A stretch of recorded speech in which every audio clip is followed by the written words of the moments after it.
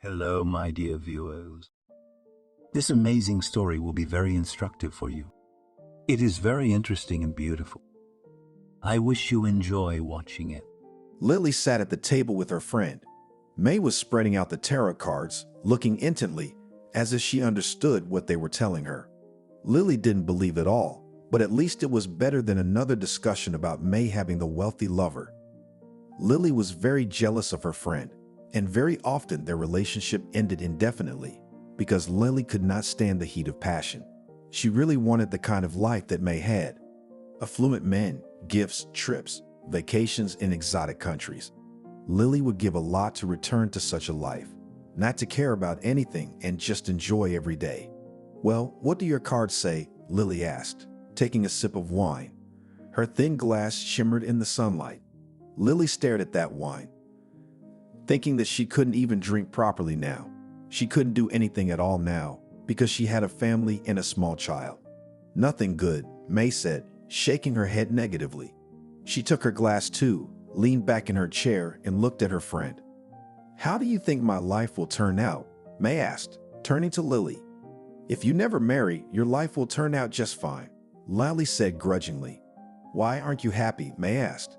"And where is their happiness from childhood? I was told that there is happiness to be a wife, the happiness of motherhood. And what I get in the end is just an endless pile of problems that no one solves but me. I am very tired. I do not want anything else, but I can only hope for myself. I have a perpetually sick child. I have a lazy husband who is not included in family life at all. I have a mother who can't stand me, and I have endless debts that I have to go into just to survive, while my hubby pretends to be a strong shoulder," Lily said. May looked at her in surprise, but then just shrugged. Lily realized that she didn't believe it, or maybe, like everyone else around her, just blamed her for it. That was the way it was in our society. It was always the woman's fault, always the mother's fault. Lily was tired of explaining. She didn't want to prove anything more. Let things be the way they were. She would manage on her own somehow. She was very tired. Her head was buzzing. A couple of sips of wine did nothing to improve the situation. The only thing that could improve the situation was a divorce. Lily loved her daughter very much, but she couldn't stand the family life anymore. She wanted to divorce her husband, but she was afraid she wouldn't be able to get out of this situation alone. She was on maternity leave, and at work she wasn't really welcome back. "But so, what did the cards say?" Lily asked, taking another sip. "They say you're in for trouble, long loneliness, pain, tears. And I also see that you're trying to change your life, but you'll regret it later," May said. "Throw them away or burn them," Lily said calmly. "It's all kindergarten. So tired, so tired." Lily looked out the window, where moms were sitting, looking at their children, and apparently they were filled with happiness. It was the happiness of motherhood in those smiling faces. Lily herself realized that apparently she was not adapted to children and motherhood in general. She wanted to return to her old life, where she was left to herself. Who would have thought that the most ordinary, simple, mundane things would be her reward? She wanted to lie around again when she felt like watching movies, TV shows, going to work, dressing up, visiting beauty salons. But instead, she turned into a tool, a robot who has to do laundry, cook, take care of the child, listen to her husband's discontent. "Is it really that bad?" May asked, shuffling the deck. "Yesterday he came home and said that he wanted me to look the way I used to. Can you imagine? He wants a pre-pregnant figure. And he also wants me who had the time and money for beauty salons, fitness, proper nutrition. Now the only thing I can do is eat some sandwich I saw on the table and grab before my baby woke up," she said. "It's strange, when we get together as a group, he looks like a normal father," May said. "Yes, he tries to be a normal father, but only if someone is looking at him. If he has to show some behavior, he's easy to adjust. But at home he lies on the couch all day long, reproaching me that other moms have time and look good, and I do not have time for anything. Except that other moms at least someone helps or they have a calmer child. These if there can be just a million." Lily was indignant. May put her hand on her shoulder. May felt she sympathized with her, but not too much. Lily was annoyed when she talked about her family, about her husband, and that irritability was contagious. Lily had just gotten a job at her husband's insistence. It was hard for her to cope with the idea that she now had to work a shift at work, and then at home at the stove and with the baby. Lily's tears welled up at the fact that she had trapped herself into this trap. But it seemed to her that she was doing the right thing, that she, like all women, wants a family, children, trying to do everything to make her husband happy. But the more often Lily stopped and thought about her own life, the more she realized that she herself in her life is simply not. Never get married, never, Lily repeated. They all pretend to be good, kind, and then it's midnight and the husband is an asshole. That's it. That's the whole beautiful Cinderella story. You know, if I could have a time machine, I'd go back and never get involved with him. I'd live for myself, work, travel, and never get involved in this whole nightmare we're served under the sauce that we should and must conform to this standard of living. May didn't answer her, and Lily realized that she had probably said too much, though she didn't regret it. She realized that at least she should open her friend's eyes, because everyone around her would be singing how wonderful and wonderful it was. Well, Lily didn't see it as wonderful except for a disfigured life. Oh, it's all useless. You won't listen to me anyway. I never listened to anyone either. I thought that I would be different. I would be a perfect wife. I would meet all my husband's demands in general. He would be proud of me. How idiotic it sounds now, to spend your whole life fitting in with a man who will never appreciate it, Lily said. When she got into the cab to go home, she was already late. Her husband had only let her go for 2 hours, and in that time had called her more than 10 times to come back because the baby was crying. He couldn't get along with his daughter, and every time she cried, even if Lily was in the shower at the time, he would throw a tantrum and start drumming. Lily got out of the cab. Very much she wanted to just stay here, sit by the driveway, buy some low-quality pie, just eat it alone in silence. If she went up as soon as the door opened, her whole life would once again become a nightmare that she endured with great difficulty. How she wished she could turn back time, go back to a time when she was calm and happy. But it was impossible. She had to accept that her life would never be the same again. Lily walked up the stairs, counting each step and just imagining that someday she would come up and there would only be the nanny and the baby and no one else. She did not want to lose her daughter, but she wanted to be without her husband, who annoyed her, reprimanded her for every penny, and literally abused her interests, and what interests she could have. Her whole life turned into one continuous marriage where there was no time for anything but cooking, taking care of the child and her husband, as if she had 2 children. Her husband was the youngest. What the hell? Fred exclaimed unhappily. He was holding a crying baby girl in his arms. The little girl held out her arms to her mother. Lily did not even have time to take off her outer clothes, immediately received the baby in her arms. The girl continued to cry, babbling something under her nose. "Did you feed her?" asked his wife. "No, in case I do something wrong," said Fred, shrugging his shoulders. "How convenient. You can say that about anything. In fact, you say it every time. It's called learned helplessness. Either pretend you don't know how to do it or do it badly so you'll never be asked to do it again," Lily said. Fred grimaced as if he'd been caught by the hand like a thief. "Your mother, it's actually your responsibility," he said grudgingly. "What are you saying? You've made yourself comfortable. Except that it's not like that. We are both parents. We both have equal responsibility and duties for the child. And that you are good, only pretending that you are engaged with the child. That's it. Leave me alone," Lily said. Fred decided to take a chance, grabbed his phone and hid in the bathroom, where he would probably sit for another hour. It was apparently his favorite place in the apartment, sitting there on his phone, so no one would touch him. Lily didn't understand his behavior. Why even start a family if you weren't willing to work at it? Why would you beg on your knees to have a baby if you have no interest in it? There were no answers to these questions. She realized that demanding responsibility from him was simply futile. She needed to muster up the courage, build up a safety cushion, and just leave him out of it. Lily fed her daughter, who immediately calmed down. She put the little girl to bed. She passed out almost immediately, apparently exhausted, crying, asking again and again for trivial food from her father, who was unable to dilute the formula. especially since the baby was already calmly eating baby food from glass jars. You take a jar from the refrigerator, warm it up a little, give it to the child. That's it. But apparently, for a grown man of 30 years old, this proved to be an impossible task. Apparently, all this could be compared to a flight into space. Too difficult, too hard, too unbearable. He's the father, the husband, the breadwinner. He brings money into the family that no one sees. Lily fed the baby, provided for the family on welfare and the paycheck she got. That's it.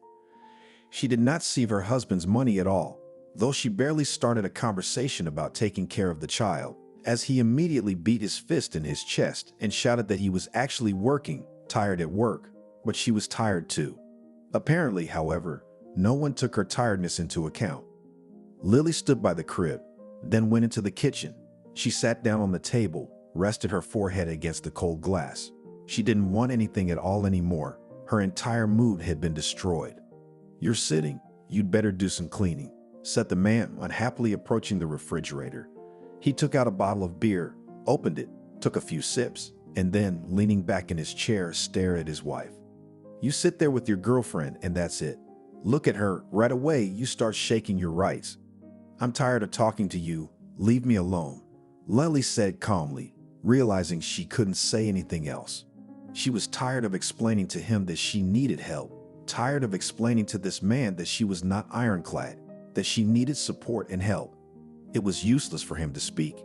It was as if he was pretending not to hear or understand her. "Everyone is coping, and you're the poor thing. You see, she has a child, a job, household chores. That's the hard part. It's hard. I can't stand it," Fred mocked her. "Well, if it's not hard at all, then after work you do the baby in the house, 1 day a week, just one, and see how you sing," she said. "I'm not doing woman stuff," Fred said grudgingly. "Then do some manly things," she said. "Drive the nail I've been asking you to drive for 2 months. Fix the washing machine. Fix the faucet. Get a handyman to do it all," she said grudgingly. "Yes, of course. And then you have to pay for the handyman. You can do it by hand," Fred said firmly. He waved goodbye to his wife, got up and went into the living room. The TV was on so loud that the baby woke up and screamed. At times like this, Lily just hated her husband, wanted to tear him apart. She didn't understand how he could be so cold, insensitive to this child. Lily was just ready to make him feel on his own skin that he was wrong. But apparently this man couldn't be made to do anything. He lived only in his own little world, listened only to himself, and did not want to worry about anything. He threw all his responsibility on his wife, insisted that it was her womanly duties, and Lily herself was tired of proving something to him. It was impossible to prove anything to a man who was so sure of his beliefs that he was ready to bump his horns to prove his position. "The family suffers, I don't care." What mattered was that he could prove his truth. A few days later, Lily was on her way to work. She had already called the babysitter, who was a few minutes late. Lily didn't worry much. She knew how important it was for this woman to show up to get some money. This was another mom on maternity leave who was coming to watch her baby girl along with her child. It was a perfect match. Lily could help another woman who was in the same situation as her, being dependent on a man who took advantage of it. Oh, and she herself could finally go to work where she earned money to feed her family and give away her many debts. "Go home and get some groceries," Fred said as he left the apartment. Lily did not answer him anything after all. He still would not understand. For him, apparently, it was too much. Now all the responsibilities were on Lily's shoulders: financial, physical, housework, taking care of the child, providing for the family. And the husband's life didn't change at all after the baby came. He just enjoyed life. Even now he could enjoy bullying his unhappy spouse. Lily went outside, got into her car and drove to work. She once again warmly remembered her father, who had given her a car, albeit a very inexpensive one, but a good and reliable one. When she entered the office, it was already full of people. Apparently there were some inspections again, because otherwise no one usually bothers so much. And no wonder everyone was running around like a stunned person. When Lily had found out that the main report was due today, she was now running around like crazy too. It wasn't until lunchtime, when all the major work was done, that there was silence. Lily sat at her desk, watching the people around her already calm down, just enjoying their lunch break. Goldman to the supervisor's office, the receptionist said as she walked out into the common room. Everyone looked at Lily awkwardly, then glanced at her. There were two choices. Either she was going to be promoted, knowing her efficiency, or she was going to be fired, implying that she could go on sick leave with the baby at any moment. But since Lily had come to work, she had never taken a sick day. She left the baby with the nanny and was on call anyway, but she never left work. Right now, it was very important to maintain financial independence, provide for her family, get out of debt. Yes, she was missing out on the most important moments in her young daughter's life right now, but she simply had no choice. Lily stood up and walked towards the supervisor's office. When she knocked, peeked inside, Andrew Freeman was flipping through some papers. He looked up, smiled with his hand, invited her in. "Sit down, we need to talk. I see you're doing very well. To be honest, I was very apprehensive when you decided to leave the maternity leave early. And here it turns out that you have retained all your working qualities and even went to further study. I'm glad, really, but I have a proposition for you," he said. Lily almost immediately realized that now would be some obscene proposal. But she did not even know whether to refuse now, because it was a very different money and she had to provide for her family.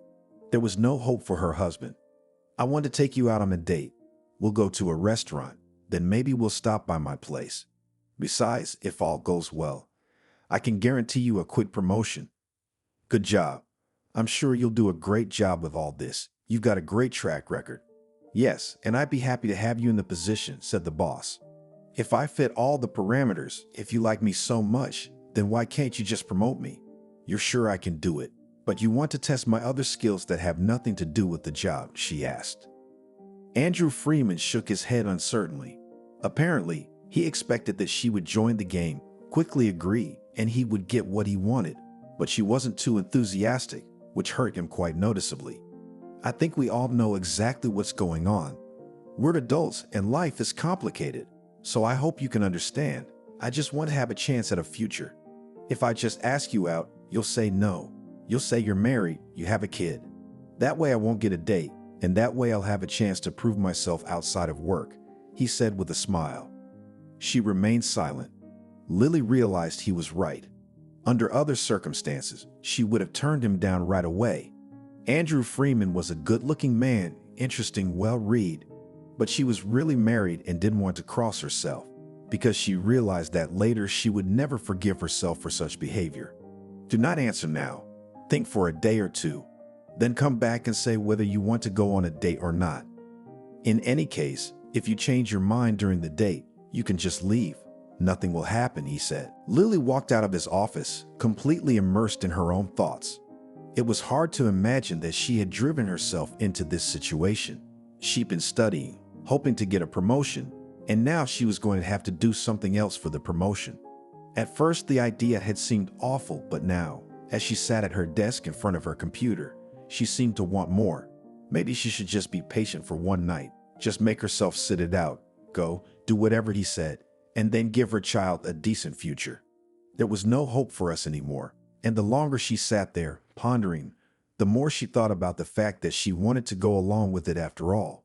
She put those thoughts off until tomorrow, or at least tonight, because it was hard to work and think about it at the same time.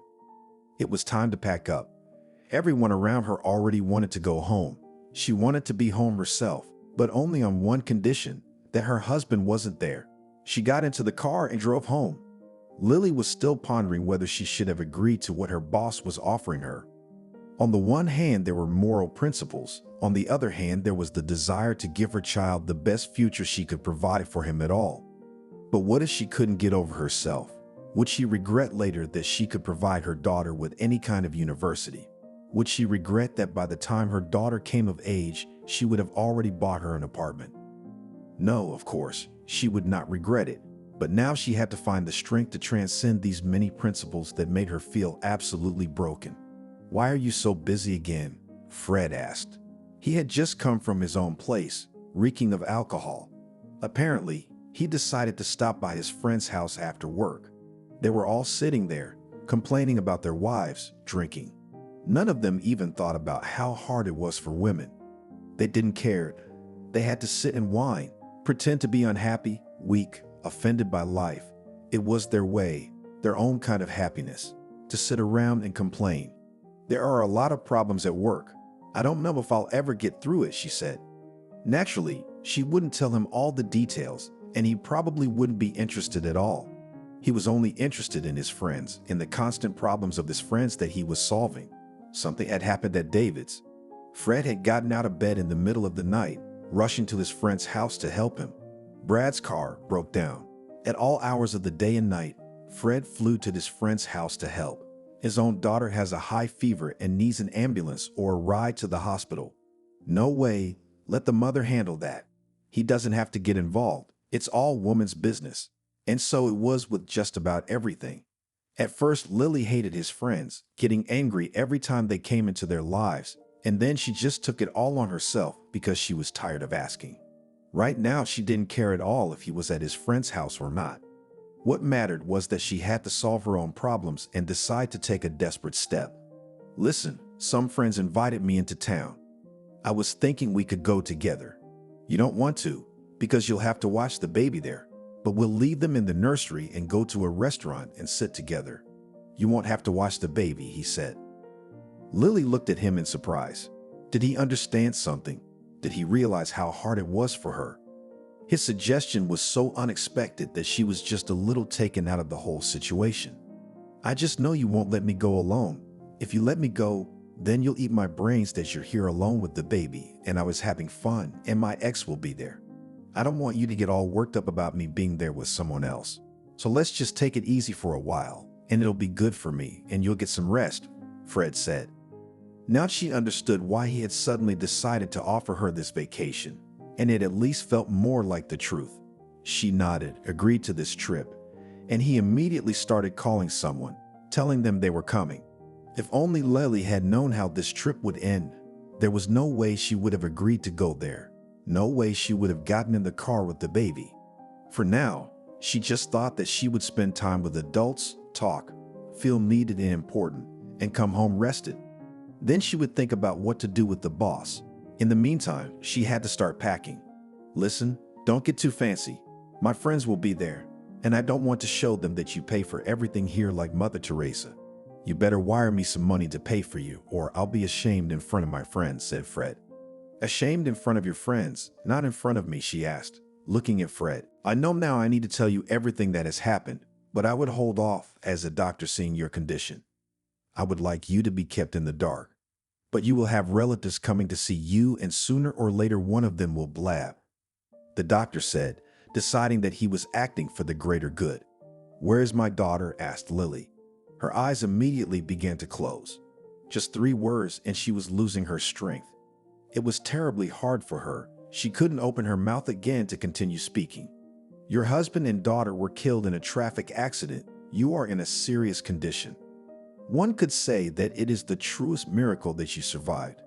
I want you to rest. You will be visited, examined. I hope you can pull through, he said, putting his hand on her palm. Lily couldn't even cry. She fell into oblivion almost immediately. Then there were long treatments, rehabilitations. Every day, Lally woke up with the thought that she was left without her husband and her favorite daughter, saying goodbye to her forever. There would be no more of those games, the happy laughter, the nightly screams. She would give anything in the world to have it all back, to have her little girl by her side again. When Lily got out of the hospital, it turned out that she had been there for months. She could hardly walk on her own. She had to lean on a cane. At least she was no longer on crutches, and on that she could be glad. Lily realized that the longer she dragged on, the worse it would get. Her husband and child were already buried. All that was left was to arrive at the cemetery, to say goodbye to them, looking at the crosses or gravestones. She hailed a cab, drove there because she couldn't help but say goodbye to her daughter. She blamed everything on her husband, who had gotten behind the wheel, and she was sure he had knocked over a shot for courage since morning. He was the one who hadn't seen to it that he had caused the death of a little babe who just didn't know what an idiot her father was. Lily stepped outside the cemetery, walking to the very spot where her husband and little daughter were buried. Tears rained down her cheeks. The tiny grave, the kind words on the wreath. There were too few flowers here, too few. "I'm sorry, my baby," she said, tears flowing. Lily fell to her knees, sobbing, laying down on that little mound of earth. She would never hug her again, never hold her in her arms again. She would never again hear that little voice, never again see that smiling face full of love for her mother. Lily didn't know how long she lay there hysterical. When she was home again in the same apartment, it turned out that her husband's and daughter's things were gone. Everything had been taken away. Most likely it was Fred's mother, who hated her and apparently decided to take revenge. In the end, Lily prayed that she would never see this woman again, who could easily harass her, accusing her of all her sins. Lily sat in an empty apartment, unable to believe that she was here all alone, without her beloved daughter, and the room where all her things were would now forever remain empty. Not even a few days after Lily was discharged from the hospital, her mother wrote to her and asked to meet her. Lily didn't want to see her, but she apparently had no choice. Nothing good could be expected from this meeting. Lily's mother had always been ultra-traditional, and that was often the reason for their fights. If earlier Lily had at least tried to defend her position, now she didn't see any point in it. Her mother would always have her own opinion, and trying to prove anything to her was always a stupid idea. And now going to meet her mother, it was expected that she would show herself in all her glory. "I knew you'd be late," Candy said. "I've been waiting here like an idiot, and seriously, I couldn't leave early enough." It was as if nothing had happened for Candy. Her daughter had just recently been in a car accident with her husband and young daughter, had buried her husband and young daughter, and was now barely able to stand on her own 2 feet. But apparently the mother didn't care. She didn't see anything wrong with helping and supporting her daughter. She once again just wanted to tell her off to make her feel right. "Mom, you should at least turn on the TV once in a while. There's a traffic jam downtown, so I'm stuck. 2 cars collided. The whole downtown is paralyzed," Lily said. She never got behind the wheel of her car after that accident. She couldn't bring herself to drive because she remembered how her husband had gotten behind the wheel after a couple of drinks for courage and then couldn't control himself. What if the accident could have been avoided then? What if her little daughter was alive then? These questions popped into her head every time she approached her car, but so far she traveled exclusively by cab. "You couldn't take a detour. But wait, you're so rich, you drive a cab," the old woman said in a disgruntled voice. "That's right, you buried your whole family and now you're happy. No responsibility." "Mom," shouted Lily, who couldn't take it anymore.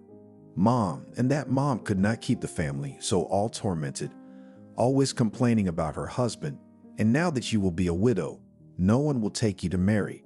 Her mother again objected in a disgruntled voice. 2 months ago, Lily became a widow, and her mother was still talking to her. Lily was tired of explaining things to her. This woman had only 2 kinds of opinions, her own and what she considered wrong, unnatural. Her mother was always on her own side and listened only to herself. "Who'll want you now as a widow? What a fool would marry the one who buried her husband? So you will be alone, you will look at your girlfriends, bite your elbows, that without a man left. You probably ate his brains out while you were driving, so he crashed just to shut you up. And God took your daughter from you. You didn't deserve it," the woman said sharply. Lily went out into the hallway. She began to pack and regretted 100 times that she had decided to go to her mother. She shouldn't have trusted this woman, shouldn't have believed her words that she threw around so easily. "Look at her," she took offense. "There's no offense to the truth," Candy shouted, her chin high and proud. "It's your own fault. Bad things don't happen to good people." Lily left her mother's apartment, walked quickly down the steps, away from the apartment building that had brought her so much pain and grief. She walked, feeling tears streaming down her cheeks, leaving stains on her light-colored scarf. She couldn't calm down even a little bit. Lily felt as if she couldn't make out the road because of the tears. She sat down on the bench, flooding with tears, unable to see or notice anything around her. The only thing she felt was a soul-tearing pain inside that made it hard to think. Lily looked up, a treacherously blue sky that looked cheerful, open. In weather like this, one should be happy for good news, sitting at home with her family. And she went to her mother's house hoping that because of such grief, her mother would take pity on her and not bully her, which she liked to do usually. Lily felt that this situation would teach her mother nothing. Still, the woman will continue to press her that the most important thing is to get married.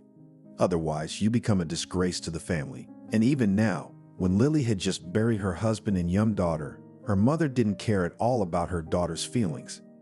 Candy was ashamed to admit in front of her friends and neighbors that, you see, her daughter was unmarried and she was ready to push her endlessly. Lily pulled out her cell phone, immediately sending her mother's number to a blacklist so she would never reach her again. The young woman slowly got up, wandered home on cotton legs. She didn't remember how she got there, entered the apartment, fell forward, and just stayed lying on the sofa. She still couldn't even sleep in her bedroom at night. Every corner of her apartment was a reminder of what had happened and the fact that there was nothing she could have prevented. Over and over again, she went back mentally to that time, that if she could have fixed anything, that if she could have stopped this disaster. But no, she did nothing, suspected nothing, just thought it would all go away. And then the impact, the headlights, the hospital, and the 2 graves. It was indifferent to her husband's death after all he'd said and done, but she couldn't forgive herself for being in a coma while her daughter was buried. The tears came up again like a lump in her throat, and she couldn't bring herself to calm down. But time passed. Time doesn't heal, but the feeling dulled, and gradually remembering the bitter past became easier. Lily was learning to move on with her life. She had gotten together with a man, but she couldn't even think about having other children. She already had a daughter. She didn't need another child. Good thing the man she had chosen to live with, more out of desperation, didn't want any children either and had no plans for her herself. When Lily came home, she felt that something was going on since the day she had been in the accident. She had a premonition of all the trouble that would happen in her life. And now when she went home, all her thoughts were filled with the fact that another trouble was about to happen, which would easily knock her out of her usual rhythm of life. "Why are you late?" asked Andrew. The same Andrew Freeman who had once been her boss was now living with her. She had been living in his apartment for 4 months now. After months of dating, she was just tired of being alone. And when he offered her to live together, she had only agreed to at least temporarily move out of the apartment to start making repairs there. There were too many heavy memories she couldn't cope with. But gradually the wallpaper, the furniture, the purpose of the rooms changed.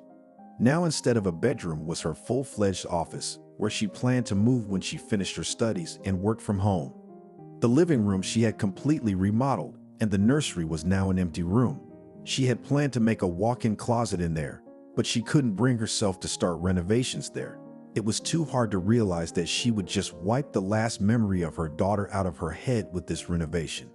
When Andrew spoke again, she almost didn't hear him, turned her head in his direction, staring dumbly, as if trying to remember what he said just a few seconds ago. "Anyway, I don't want to drag this conversation out too long. I think it's time you and I split up, especially since I've been thinking about it for days. I'm not rushing you. You can pack your things in a few days, but I don't want you here by Monday," Andrew said. "Why?" she asked. There was no hysteria, no sadness, no excitement in her question, just emptiness, nothing more. Maybe a few years ago she would have reacted differently, but now, after all she'd been through, she didn't care. If he was kicking her out, well, the hell with it. She didn't have to be with him all the time. He looked at her carefully, waiting for her reaction. Apparently, he was afraid that there would be a scandal, that she would talk him down. Instead of any emotion at all he saw was a blank stare, a shrug of the shoulders, a completely dumb question devoid of emotion. "I need a reason. I just want to know the reason," she repeated calmly, as if to let him know that whatever the reason, she wouldn't make a scene, wouldn't deal with him. "I just met someone else, I can't explain it to you, but it was like nothing I'd ever felt before. I don't want to lie to you. I want her to come instead of you," Andrew said. Maybe in any other situation, he would have kept silent and not told her everything he had just said. He would have saved her feelings. Maybe he wanted her to get a little stronger before he knew the truth. But he could see she wasn't feeling anything anymore. Decided to just give it away. "How long ago?" Lily asked. She immediately started putting her things in her suitcases. She wasn't going to stretch out packing for days. She didn't want to be alone with a man who meant nothing to her now. Almost as soon as you moved in, I thought it would pass, that I'd think later, that it was temporary, but it didn't, he said, shrugging. He talked about his cheating as if it were something mundane, simple, unimportant. Lily began to put her things away and he suddenly became nervous. He started to walk around her, but couldn't muster up the courage to talk. You don't understand, it just happened. It's just that I thought I could fix things, but it didn't work out. So I decided to come clean. I just thought it was hard enough for you already, and then there's me and my betrayal, he said. He was trying to absolve himself of responsibility, absolve himself of guilt. Apparently, he was trying to be a good boy to the end, so that no one would judge him for his decision.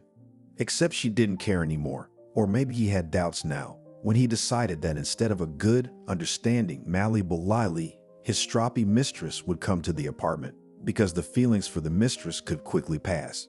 But whether he would find someone who would be as good and comfortable with him as he had been with Lily, he doubted. It was a strange feeling, as if he were making a big mistake right now. Andrew, however, was in no hurry to change his mind. Lily, who was no longer going to sort anything out with him, didn't even ask anything. Her calmness turned him on even more. He suddenly thought that she had someone. Despite the fact that he had almost started cheating on her from the first day they started living together, he was suddenly filled with jealousy of her. He got so angry at the thought that someone could be around her at any given time that he immediately wanted her back. He had more of a sporting interest, and that interest constantly had to be piqued. Look, if you're not happy with something, you can tell me, we can talk, he said. It was as if he was leaving her room to choose. Well, Lily realized that he just wanted to absolve himself of responsibility. Let her make her own choices, and then he could say or decide later that it wasn't his choice. In the time they lived together, she already knew him like the back of her hand. He was exactly like that, completely indecisive, though quite strong in his work. The perfect boss, but a completely unfit partner for a relationship. Apparently, someone like Andrew needed a girl who would play the role of mommy. Then he'll be comfortable, they'll make decisions for him, and he'll just wait for the weather. So you have someone. If you react so calmly, then you have someone, Andrew asked. Andrew was really exhausted while she was packing. He didn't expect her to be so calm. Lily had packed every last thing, even the underwear from the laundry that hadn't had time to dry. She stopped, turning to him only when she had already packed everything. He was just asking that stupid question. My life has changed dramatically over the past year. First, I hated my life, my husband, and then I buried him and my daughter. Then I began to hate my life even more. Time passed. Gradually, I put my life back in order. I thought that by getting back together with you, I would feel better. But you made it worse. So why should I regret leaving you? She pleaded. He was so unprepared to answer her question that he was now just staring at her dumbly, not sure how to respond to her words. How could he answer the question if he thought it was offensive? He thought she was fine with him, that he was sort of letting her be around him. Turns out she wasn't getting anything good from him. If you're so smart, then don't go to work. That's it. Now that you've decided to teach me a lesson, we'll see who's who, Andrew said. Lily didn't even react to this prank. She just went outside and loaded her suitcases into the car. Her back ached unpleasantly. Apparently the suitcases were unaccustomedly heavy. She got behind the wheel. Here her car drove again towards the apartment, where she hadn't been for a week. The renovations were completely finished, and when Lily walked in, she immediately felt better. Everything was different here. There were no heavy memories. She wasn't crying so much about her daughter anymore, and the only thing she was worried about now was that she didn't have a job, which meant she had to look for any options. Lily didn't want to go into the office again, to start her career all over again. She decided to choose something easier. Looking through the advertisements, she decided to get a job as a housekeeper. Almost immediately, she found a suitable vacancy, which was surprising. It turned out that housekeepers in rich houses were paid even more than she was paid in the office. However, she didn't want to start a new job. The longer she thought about it, the more she just wanted to spend time in the apartment. Lately, there was only one desire: to hide away from everyone so no one would see or notice her. Needing to pull herself out of this state by her hair, which she was going to do. If only Lily had known how this whole story would end, she probably would have thought many times before taking a job as a housekeeper in a rich house. For now, she was thinking that a new profession would help her distract herself after the tragedy. But who knew what would happen next? The next morning, she hailed herself a cab. She just wanted to get to her new place as soon as possible, where they promised to give her all the instructions to continue working more optimally. Lily wanted to perform well so she could linger in the new place. Any routine work was now preferable to sitting in the office brainstorming with her coworkers. "You're Lily," the older woman asked, stepping outside. "Come with me, I'll show you around." The older woman led the way. She was short, thin, in a prim old dress. It was obvious that this woman was proud of her workplace and was not going to let any newcomer spoil her reputation as a house steward. It is forbidden to disturb the masters of the house, and it is forbidden to enter the master's wing without permission. As long as you're just starting here, you can only work on the first floor. The second floor is off limits. If you work at least a few months so that I see that you are worthy to go further, then we will talk, said the old woman. It's almost a prison regime here, Lily grinned. Jokes are not appropriate here, young lady, said the old woman. She went to the first floor and beckoned Lily's hand. The house was very richly decorated. It was immediately obvious that this rich decoration had been here 10 years ago. Apparently, whoever had purchased the mansion had decided to preserve the previous decorations. Lily looked around. You can't touch the artwork. For the first time, you'll only do dishes in the kitchen and go into the dining room. I'll also give you tasks to dust, mop the floors. Everything on the first floor only. Gossiping is forbidden. Loud talking and laughing is forbidden. You must be practically invisible to the owners of the house if you want to stay here for a long time, said the old woman. And who is it that sets such puritanical rules here? Asked Lily, who still did not understand why all this precaution was necessary. I do, said the old woman sternly. I was in this house long before the new owners came here. I will not allow loose morals to damage the reputation of this house. I don't know where they got the money to buy this mansion. I made it clear right away what the rules of the house were, and they fully agreed with them. The one little girl decided that she would have her own rules here. Lily flinched. She hadn't expected to hear about a small child. She felt uneasy. If she saw a little girl here, suddenly her heart wouldn't be able to take it. Suddenly she would be upset again. Somehow it made her sad that she was getting into a bad situation again, that she might lose her job again. All right, I'm giving you all the instructions now. Change your clothes. Go straight to work. After that, you can start. Go to the main hall. I'll be right with you, said the old woman. But suddenly someone began to descend the stairs, and seeing her little daughter in the arms of her husband, Lily was speechless. Before she could think, her eyes immediately went black.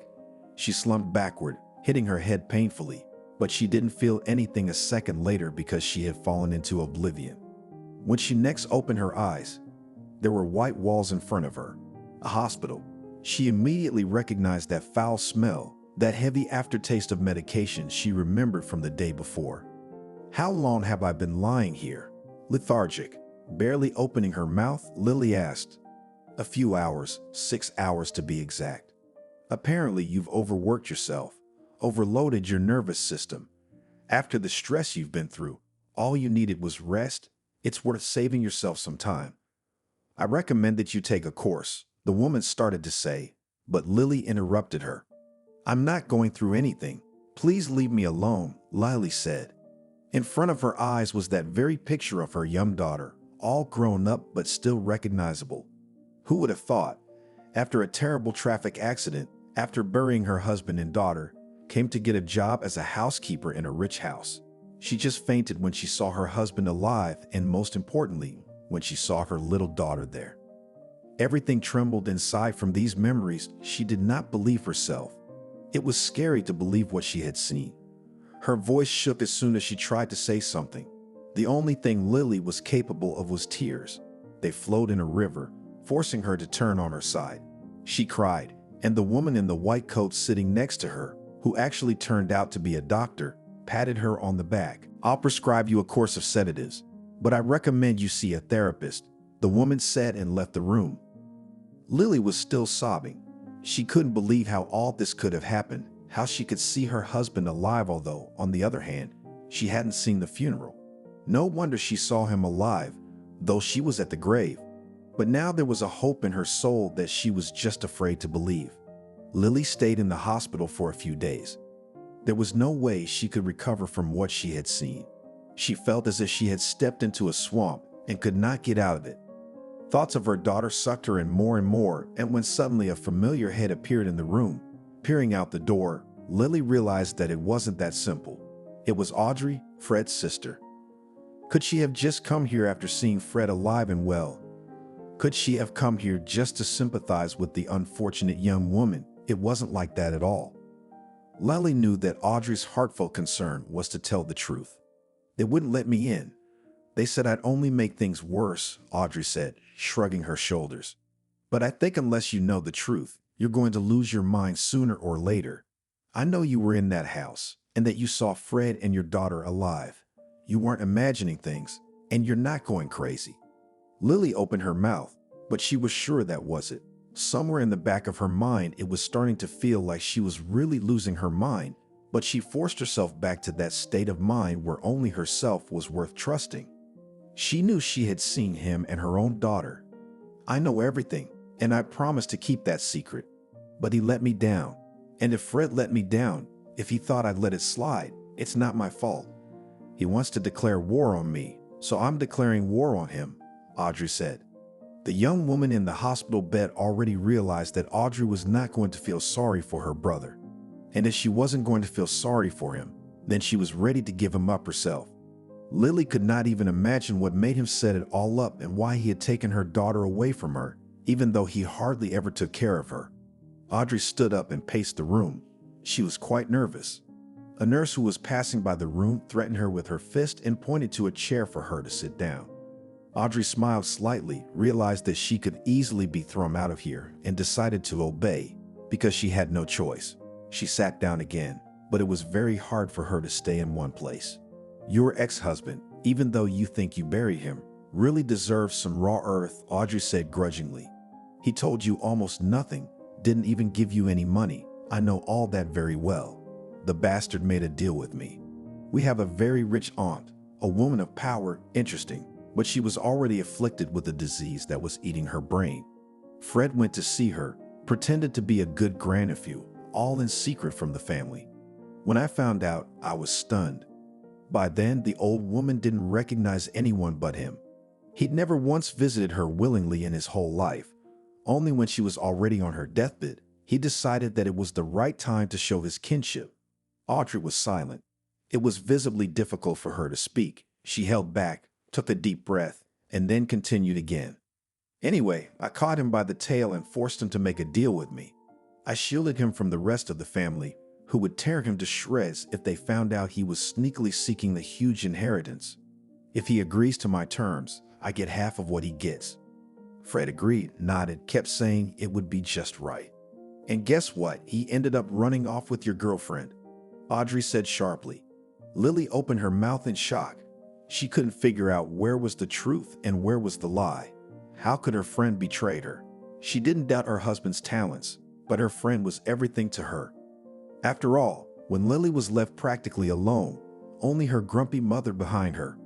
Only May had been her support, her backbone, her support. But May just disappeared after the accident. Said that she would go to work in another city and in general wanted to start life with a clean slate, including acquaintances and friends. Lily supported her then. They said goodbye for the last time, and it was all in the hospital, which Lily almost does not remember. And here it turns out that she is also a participant in the whole conspiracy. Lily did not understand anything, all the time thinking that she made a huge mistake, trusting this woman, trusting the man, having a child from him. Anyway, this one decided not just to run away, but to get rid of you and your daughter. He's an idiot, for God's sake. For some reason, he decided that in the divorce you will get half, although the inherited property is not divided. He decided to fake the accident at his own risk because he wanted to turn the car around so that you would be completely hit, just like the daughter on the other side. God, I'm saying this and I'm getting chills inside. He almost buried his wife and daughter alive so he wouldn't have to pay child support. That's a real man, Audrey said. Lily was even more shocked now. It took her quite some time before she was finally able to realize what had happened. Who was responsible for what had happened? She couldn't understand where she had missed the most important thing, because in fact she had noticed her husband's strange behavior for a long time. Maybe she could understand all this and prevent the disaster. The most important thing is that her daughter was alive, and she will definitely try to get her back. But his plan failed. I don't know how miraculously you survived. Don't get me wrong. I'm glad it didn't work out and that you and your daughter are okay. But that was his plan. I'm glad he screwed up. You were traumatized, but you survived. And after months in the hospital, when he decided to have a funeral, bribed the doctors, you came out and saw the gravestones. In the meantime, he bought himself a car, new papers, moved into his grandmother's house. I take it by some idiotic coincidence you got a job there, Audrey asked. Yes, but how do you know all that? Lily asked. A pig will find dirt everywhere. I always get the information I need. I don't know how this information will help you, but I want you to be aware of it. If that idiot decides to declare war on me, then let him wallow in his own filth, Audrey said. If you think he's all good and inherited and won't be punished for what he did to you, you're wrong. I'll strip him of everything, and you'll see. Why did he take his daughter? Lily asked. He never took care of her, never got up at night, never changed her diaper. Why would he? I don't know. Maybe he was just afraid that she was living proof of his plan that didn't happen. I don't know. He just took her and left. You can say hello to your girlfriend. Idiots move in so close. If he'd sold the house, gone to the edge of the country, I'd never have found him there, and neither would you, Audrey said in a disgruntled voice. Well, what's done is done. I've got my own things to do. If I need your help, I'll call you. And take care of yourself. That idiot isn't worth a single drop of your nerve. It's a shame we share the same blood. Audrey stood up, adjusted the flowers in the vase she'd brought, pulled a few bars of the white chocolate Lily adored out of her bag. She said goodbye to her, apologizing once again for confessing everything to her, and that she would have to live with it all now. Lily lay on the bed for a long time, unable to put two and two together in her head. Nothing was adding up. It was hard to believe that the man she loved had just set her up to be hit by a speeding car. As soon as Lily left the hospital, she immediately got ready to drive to that very house. She knew that the old woman would obviously not be happy to see her. The sacred silence of that house would be broken. Lily wasn't going to find out quietly. She would make him confess everything. But to go at once, Lily could not. She had been at home in bed for over a week, trying to recover. Money was running out. There was no one to help her, so she had to borrow. However, every time she borrowed money, she felt humiliated. But there came a day when Lily had finally come to her senses. She went downstairs, walked to her car. She was going to drive. It would be a fresh start for her. She was shaking. She realized that her daughter had survived, but she still remembered how hurt and scared she had been. With a titanic effort, Lily forced herself behind the wheel, overcoming the terrible fear that was bubbling up somewhere inside, forcing her to push herself over the edge. When she got behind the wheel, she wrapped both hands around it. She felt as if she had climbed Mount Everest.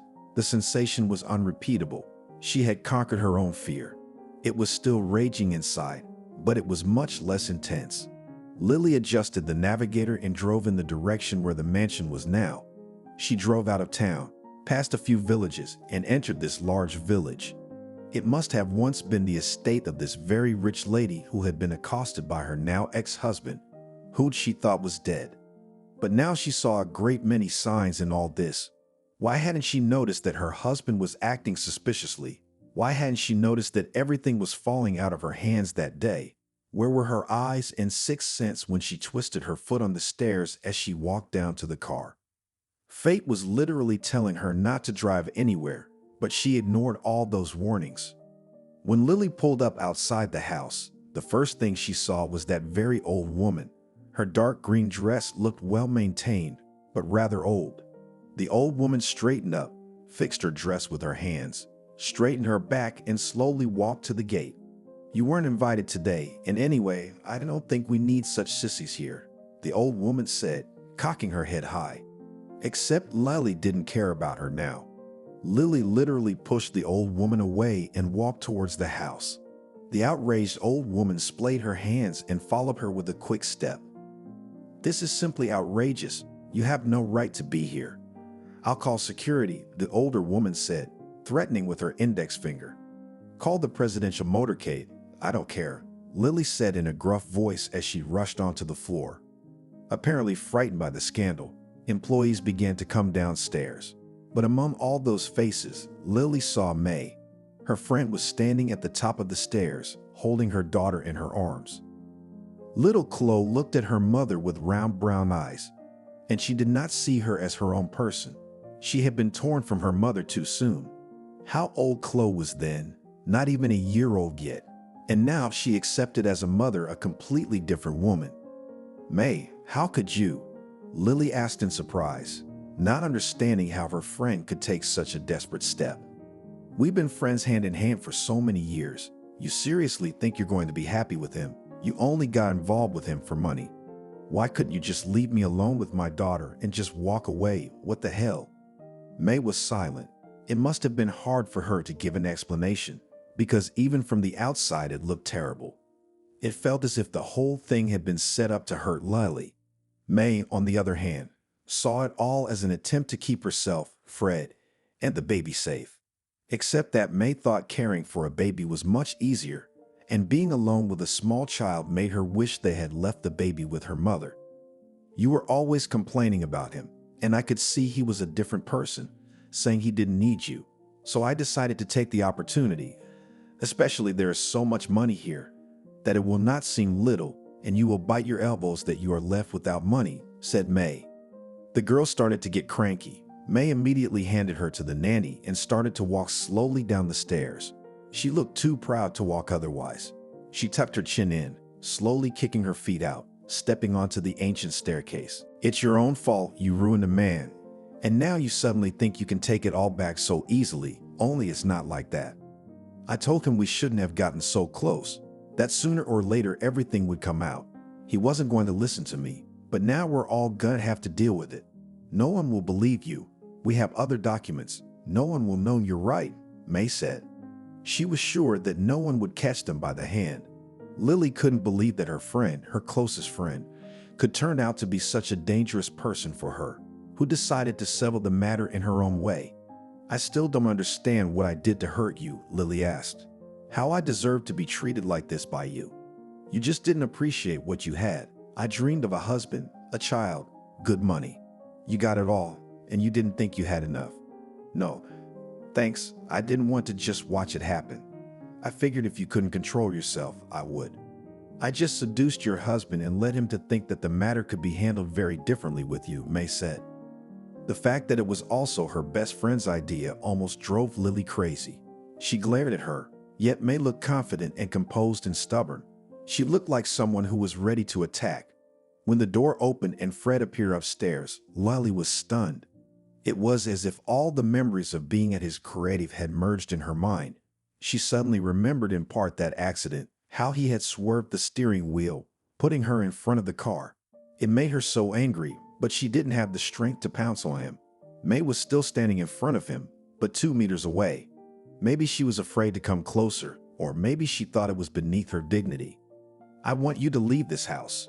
You're nobody here anymore, so go away. You can't prove anything. No one will listen to you. No one will believe you," May said. Lily looked up. Fred turned around rather abruptly and walked away. Even now, he was afraid to say anything to her, to confess, or even just to stand there, to be present for the conversation he was the perpetrator of. Lily realized it was useless. When the guards had already appeared in the hallway, she raised her hands, showing that she would leave on her own. The 2 stout men simply stood on either side of her. "Everything in this life boomerangs back, May. God be with you. It's not for me to judge you, but believe me, you'll regret it. Think about it. Because of your idea of getting rich, a woman and a small child you were holding in your arms almost died," Lily said. "They didn't die, and that's fine. There's no need to make a tragedy out of nothing," May said. Lily turned around and walked toward the exit. The men accompanied her, but she didn't care about them. She knew no one would do anything to her. It felt like everything around her was turning inside out. She didn't realize if she was in a dream or in real life. Who were all these people who were so intent on hurting her? What had she done? It was understandable that Fred had behaved perfectly with her. But sooner or later his rotten temper would come out. Someday May would regret that she decided to give up her friend just to please a man who wasn't worth it. And I doubt anyone in the world was worth the death of a mother and child. Lily got into the car. Her head was busy with thoughts. She kept going over and over in her head what she deserved such an attitude from the people close to her, of course. Now it was hard to call them close, but she still hoped that someday they would realize how wrong they were. They had her little daughter who didn't realize she had a different mom. She was too small, but it was immediately obvious that no one wanted her there at all. She was just shoved into the arms of a nanny, even though she could have been given to her own mother. The thought hurt her terribly, and it was almost impossible to deal with. Lily cried, driving down the highway until she stopped, realizing that tears were covering her eyes.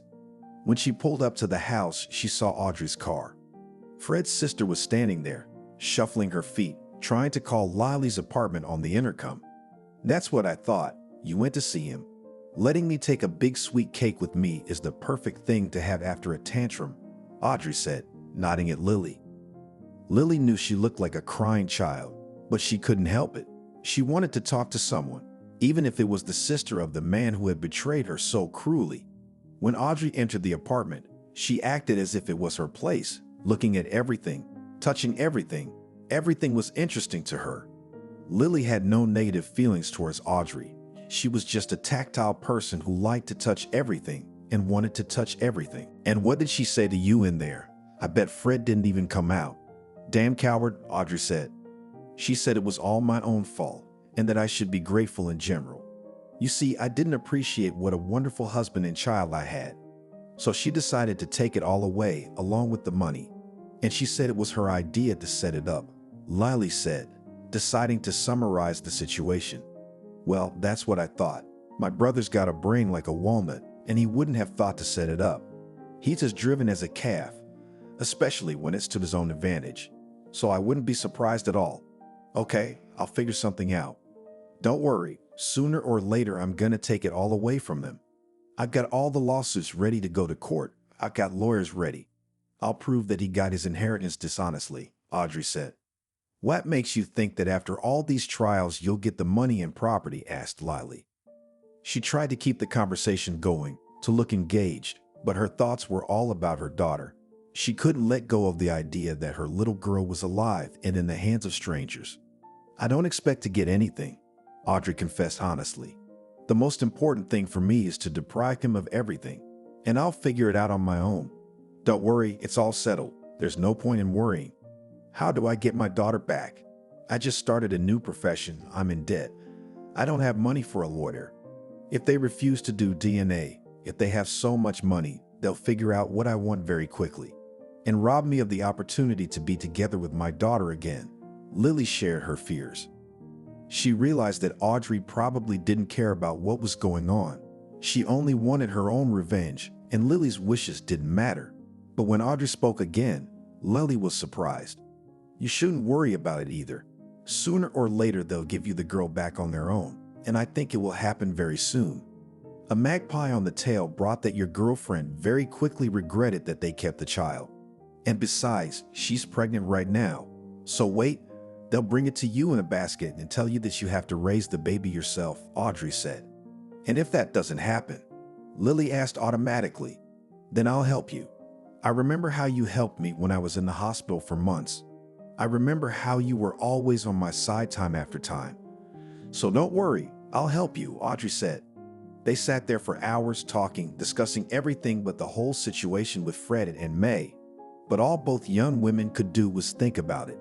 No matter how they covered themselves, the situation was obvious. Lily was learning to live again. She couldn't spend a single day without thinking of her daughter, who was somewhere out there being raised alone. It was useless to hope that these people would have the conscience to return the child. But there was no money for lawyers either, nor was there any way to hand them out quickly every day. Lily reassured herself that she could do it. She just needed more time to do it now. It would work out, but it would take a good effort. She reassured herself that as soon as she had saved up enough money, she would go straight to court. Audrey had already declared full-scale war on Fred, and he was grabbing every opportunity to protect himself. Lily wasn't involved in any of this. None of it was necessary. She worked from home, had already exceeded her normal office salary, and continued to study, to develop, because that was how she could earn money for lawyers and give her daughter back. The thought that her baby girl was alive, that she, even if she never got her hands on her, was in the world, warmed Lily. But she didn't know that very soon there would be a series of events that would drastically change her life. And when she would later remember how she sat and cried, missing her daughter, she would marvel that everything had changed so quickly. The day was long and hard. It was cold outside. It rained all day and only stopped by evening. The wind was still strong and was still hitting the windows every now and then. Lily went to the window, watched as someone pulled up in the driveway, quickly hurried to the door. And then the rain came again, turning the asphalt into a torrent of water. The storm drains had either already filled up or no one had bothered to clean them out. Either way, tomorrow when she went to the store, she would have to hop between the puddles in the hope that her feet would stay dry. Lily stepped out onto the balcony, breathing in that cold, fresh air that made her feel like she was living. Needed to get on with her life, clinging to every opportunity to feel like she belonged. The fear that she would fly off the handle with grief was more compelling. When there was a knock on the door, Lily flinched. At first, she thought it was a branch tapping on the glass. She stuck her head into the kitchen, listening, and the knocking on the door repeated. She decided it was probably a neighbor coming in, probably needed help with something again. When Lily went to the door and looked through the peephole, she was nearly speechless. Fred was standing there, looking around fearfully, obviously afraid that he wouldn't be welcome here. When she opened the door, the first thing she saw on his face was surprise. The apartment looked different even at the entrance, and he was quite surprised by that. "I came to talk," Fred said, lowering his eyes. "Will you let me in?" "No, I won't," Lily said. "If you have something to say it that way or go away, where my beautiful best friend is waiting for you. There's no place for a traitor in this apartment, so you're not welcome here." He was silent. Apparently, Fred was trying to find the right words. There was that unpleasant, hunted look again. It was hard for him to accept that he was no longer welcome in this apartment. "I have my daughter in the car, and I only need to talk to you about my daughter," Fred said. "You left her alone in the car. Go get her. We'll talk later," Lily replied, shocked. She couldn't believe that her little baby girl was left in the car and alone. Someone could have scared her through the window, stolen her. Anything could have happened. She shook with fear for her daughter. Fred went downstairs. He opened the front door when her daughter's cries were heard, and Lily felt her insides tighten with pain. Her little girl must have been crying in the car until her father had the sense to take her away to keep her safe. "I didn't think she'd wake up," Fred said, literally handing his daughter from hand to his ex-wife. "Come in," Lily said, rocking her daughter. The girl, as if realizing that her mother was in front of her, nuzzled into Lily's chest and fell silent. The young woman felt her tears starting to flow. She couldn't hold herself back, couldn't keep all these conflicting emotions inside. Fred was surprised that months later the girl still remembered who her mother was. Fred himself couldn't find the words to start a conversation. It was hard to get used to the idea that he would be able to communicate with his wife, even though he had almost buried her alive by turning the car around under the impact. Now, as he thought back on it all, he felt sick to the stomach at the thought that he had almost become a murderer. He had listened to his mistress, who he had fallen head over heels in love with, and he couldn't get rid of the thought that if he had done the right thing then, he would have killed his wife, his daughter. Would he really be able to forgive himself after that? From the annoyed look on his face, Lily couldn't understand why Fred had come.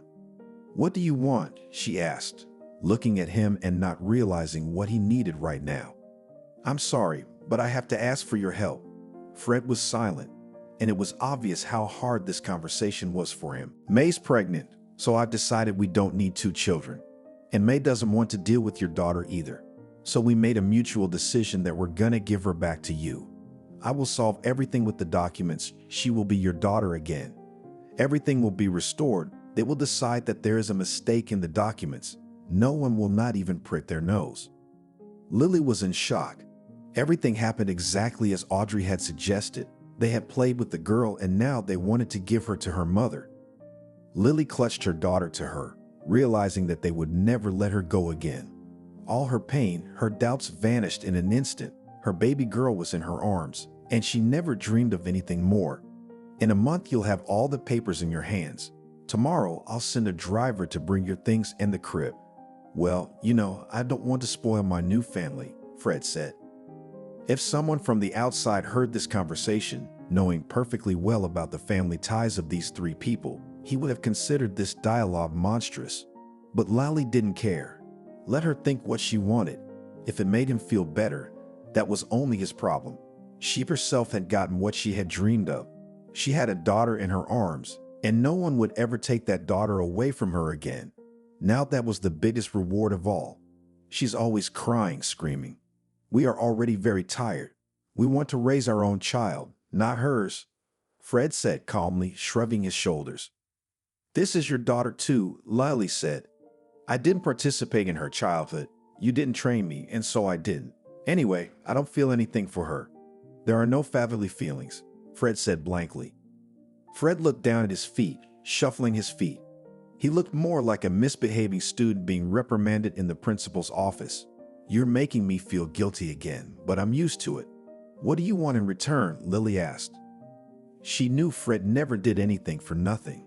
If he brought her a daughter, he must want something in return. Fred bit his lip, already anticipating that she could easily refuse him, and then he'd be left empty-handed, back home to May with a baby in his arms, completely confused. I've committed a crime, and since you're alive, you can easily report me. I've got so much money now, I'm not afraid of justice. But on the other hand, Audrey's putting pressure on me. If things go south now, I'm looking at jail or worse. I'll give you my daughter, I'll give you her papers, I'll bring you her things, and in return you won't report me. Deal? Fred asked. She nodded. Even if he said she had to cut off her own arm to give her daughter back, she would agree. Lily was ready for any conditions, just to have her little girl by her side again. And so Fred, turning around rather abruptly, simply walked away, relieved of the responsibility, got what he wanted, and so it was safe to leave. He had a perfectly contented face, for he hadn't even expected to get everything so easily. Lily fell to her knees, cradling her daughter, sobbing to her heart's content, realizing that they were finally together again. The baby looked up at her mother, smiling, kissing her on the cheek, as if even she realized that Lily was her real mother. It was immediately apparent that no one had been practicing with the girl.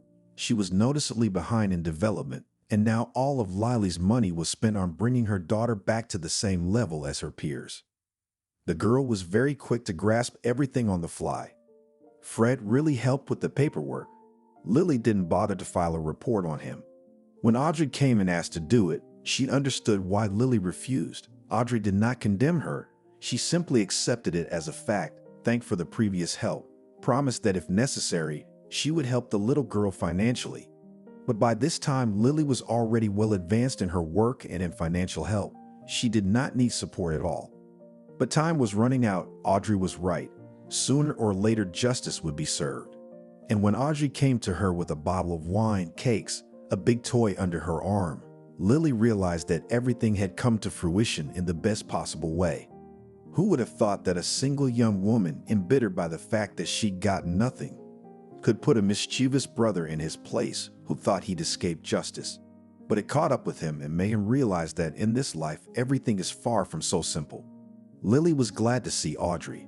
Since that conversation in the hospital, they began to communicate often, becoming quite firm friends. Audrey loved her niece very much and spent a lot of time with little Chloe. But now the little girl was in kindergarten. They could sit quietly, chat, spend time together. Audrey looked absolutely happy. Her smile literally stretched from ear to ear. Can you imagine? This idea thought he could throw money everywhere. But I'll tell you the best part. The idea didn't even find out how much money he had in his accounts. Guy, I can't believe it was so easy. It turns out that our old auntie wasn't so good at owning her own property, going into debt, selling everything to continue her old lifestyle. Turns out he has a house, some money, and huge debts, Audrey said, then laughed. How could he not know that? I thought he had read everything before he took such a risk, said Lily, who really found it hard to believe that her cunning ex-husband had missed such an important factor. That's the thing, he didn't know anything. The old woman didn't tell him anything because she didn't remember anything. At home, the ruler had no right to say anything, so he was left in the dark. And when he suddenly wanted to take matters into his own hands, it turned out to be to everyone's advantage.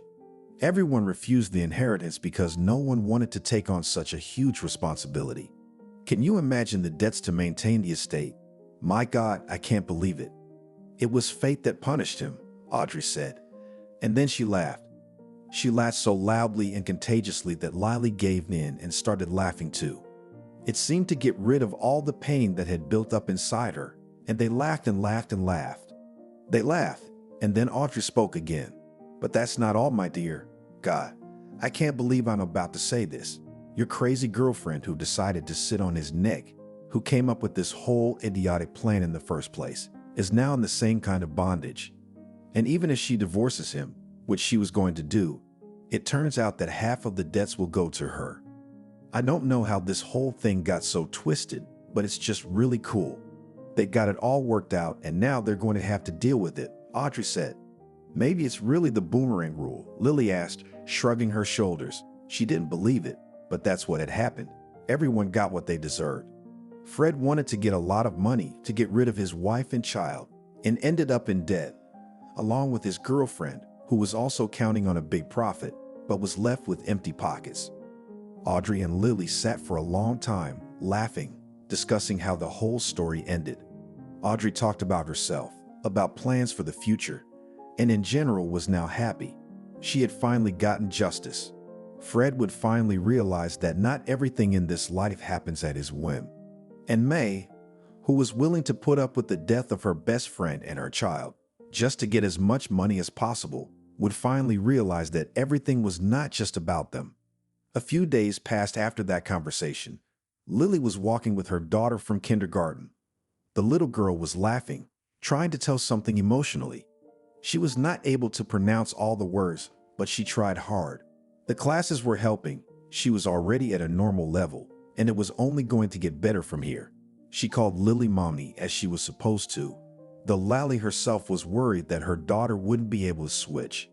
But it turned out that Lily had too good an opinion of her daughter. After a while, little Chloe will not even remember that she was in an accident, that they tried to accustom her to another mother. It would all be forever in the past and wouldn't even be a part of her memories. Lily saw a familiar car. The girl, who also looked at the car, looked then immediately at her mother. She reacted to her mother's emotions, but had absolutely no reaction to the car. She did not recognize her father. To her, it was just some strange uncle. "Why did you come here?" Lily asked. "I need to talk just the two of us," said Fred. "Turn to the mirror and talk to the two of you. If you don't like it, wait. I'll take my daughter to gymnastics. I'll have a few minutes to spare," said Lily, who was sure he couldn't do anything to her now. Fred looked exhausted, gaunt, miserable. He clearly looked like a man who had lost everything. His eyes were filled with pain and disappointment.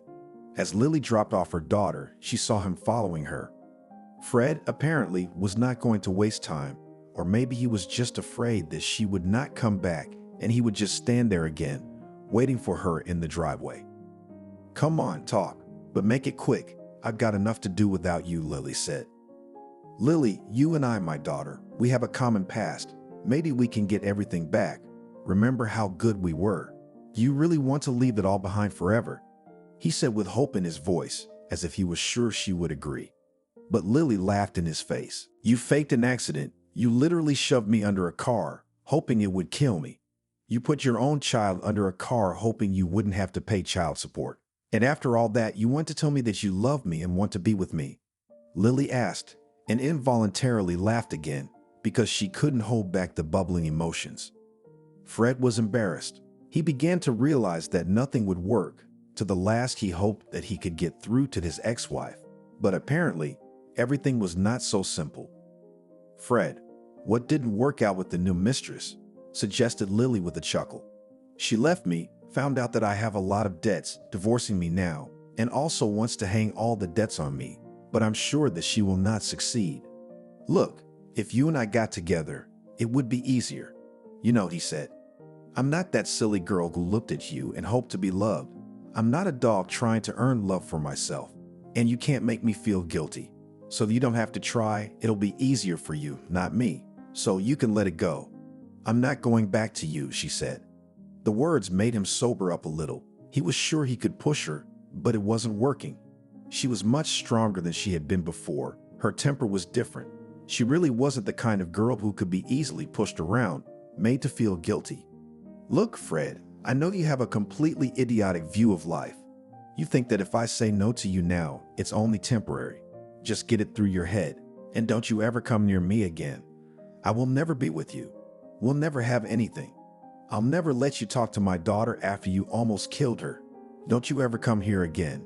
You're nothing here, you're dead to us, Lily said. She left him and walked into the building. Fred remained standing in the street, staring after her. His one chance to make his life better was gone. Mommy, tell me something about Daddy, Lucy kept asking her. Oh, there's nothing to tell about him. Annabelle looked at her. But why do all the girls have a daddy? I don't, she said. Why do you need him? If you knew who he was, you'd never go to him. Mom went into the kitchen. She sighed heavily and looked out the window. No, she never regretted that I was born, my daughter, but the one from whom and how it was. She often wondered. Annabelle finished school, went to the institute and left her home village. She really wanted to escape to the city, get a job there and have some significance. But her wish was given a 50-50 chance of coming true. Yes, she went to college. She studied well, graduated from it and got on distribution in education. At first the position was small, but later Annabelle grew to a good, solid position. Annabelle, can I meet you? Came up to her driver, who worked here too. Well, you're funny. She turned and laughed. What's so funny? Yes, I know your name, but nobody ever introduced us, and we never introduced ourselves to each other. Okay. Annabelle held out her hand to him and blushed. Well, that's better, he said, and shook her hand. Let's go out for ice cream tonight after work. Okay. Annabelle realized that the years were passing and someone was going to come into her life, and maybe it was Anthony. They started a relationship. Only then did the girl learn that Anthony himself came from a village just like her. His parents lived there. Please come with me, he told her when he invited her to his village. Do you realize I just got out of there? I've been scratching this place out with my teeth, and now I'm going back to the village. I don't understand it. Then Anthony's mom came up with a compromise. She said there was a bus from their village every day, so she could get up and go to her job. It was the only way Annabelle agreed to go to live in the village with Anthony. Don't worry, I've got a car. If anything, I won't take you away. Anthony supported her. They got married. The wedding was big and merry, as it usually happens in the village. The young people did not live 3 years. Annabelle's character was very difficult. Therefore, Anthony could not stand it. The young man himself said that they were getting a divorce. Annabelle didn't shed a single tear. She just packed her bags, went back to the city. They gave her a room in a communal apartment where she lived for a long time. Annabelle, how much work can you do? Let's go out, her friends told her. Why, come on, I haven't been anywhere for a long time. The girls went to the same cafe where she and Anthony used to eat ice cream. They sat there talking, but most of all they liked going to the bathhouse. The public bathhouse was open 3 days at the end of the week, so the girls would go on Saturday mornings. They'd get together as a group. First they bathed, and after that they went to the buffet, where some dishes were served. But they'd have a glass of beer. There were also various young people to chat with.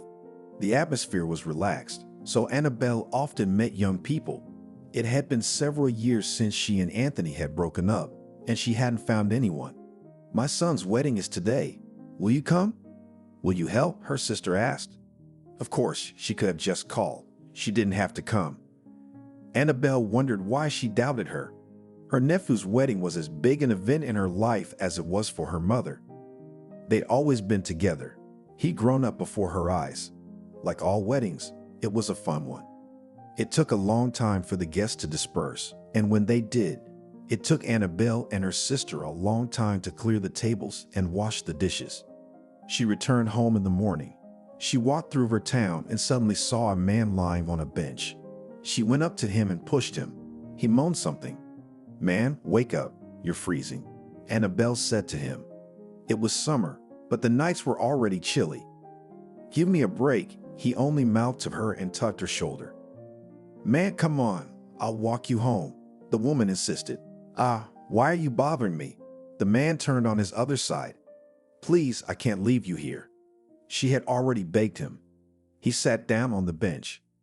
"Give me your hand, I'll help you." She hated that he was having fun at night too. "I don't need anyone's help. I'll get there myself." He scowled, but Annabelle wasn't about to back down. She realized he was an okay man. There was nothing to be afraid of. The woman sat down next to him on the bench. "If you're not going anywhere, I'll sit here with you," she told him. "Sit? Who's stopping you?" He could hear that he felt very bad. "Let's go to my place and I'll feed you some okroshka," Annabelle offered him. "Don't you have beer at home?" "Yes," she smiled. "I bought a bottle last weekend for a reason." "Come on, let's go." He stood up, staggered, and looked at her. "My name's Annabelle," the woman said cheerfully. "Me, Joe," he muttered back. So much for getting to know each other. She wanted to take him under her arm, but he gave her such a look that Annabelle changed her mind. They walked up to the house where the woman lived, went upstairs, entered the apartment. "What was that? A communal or something?" Joe asked. "And what difference does it make where you drink beer?" Annabelle was a little offended. "All right, let's go, come on." He couldn't wait to drink the life-giving moisture. They went into the room. It was clean. After that, the woman quickly set the table. There was a lot of stuff. Salads, pies, and of course, the coveted bottle. "What do you do?" Annabelle sat down across from her new acquaintance. "I just work for myself." He took a big sip and cheered up. "I work too." She thought he was going to ask where and by whom, but he wasn't interested. "And why are you sleeping on the bench that you're not at home?" She didn't know what else to talk to him about. "Yes, I do, but I didn't get there." He spoke honestly. "I see." She got up and went to the window. "Well, what do you understand?" He turned and looked at her over his shoulder. "Let's go with me in the morning." Annabelle suddenly became lively. "Where to?" "To the wedding?" The thought had just occurred to her. That's the news. He imagined how good it would be for him. A sea of booze, appetizers. She looked at the man. "I should have put something on him." "Come on," he got tipsy and smiled. "All right then." She walked over to the closet, opening it. Some things were left over from her husband.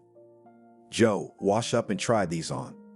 Annabelle found a sweater, pants, all of which were given to Joe. He went to the bathroom and came back a decent man. It was possible to get some sleep, but no sleep came. Emotions were bubbling up inside. Annabelle was sure that any man could be fixed. She would do it. "Annabelle, who's that?" Her sister asked her. "Is that the husband-to-be?" "Well, I hope so," she whispered in her ear. "You left yesterday morning and there was no mention of a husband." The sister was surprised. "But today there is." She wouldn't say anything yet. "Oh, you've got to be kidding." Her relative patted her on the shoulder. "You should know how to do that." She winked at her. The second day passed noisily and cheerfully. Within a couple hours of starting, Joe was asleep at the table. He was exhausted. The woman stroked him on the head. "Not exhausted," said the grandmother who sat across from him.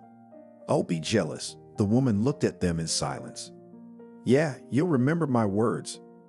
Annabelle realized she couldn't carry Joe home, so she just laid him down on the chairs here for now. When it was over, she and her sister cleaned everything up and washed up. The man had recovered a little by now. "So let's go home." Annabelle stood in front of him. "Who are you?" He squinted. "Annabelle, how could you forget me? We came together." She sat down. "Yeah, sorry." He looked around at the empty tables. "We'll be home in a minute," she promised him. They left the building together and headed to the same address. They didn't forget to stop at the store on the way. "Come on, finish up. Go to the bathroom and we'll sleep," the woman said in the evening. but I don't want to sleep with you. He looked at her. Why? She was surprised. I don't know you, he shouted. Well, how come? I'm Annabelle, you and I. She started talking. Yes, I remember you tell me that all the time. Well, then what? She was already in bed. Nothing. Spion got up and went out into the hallway.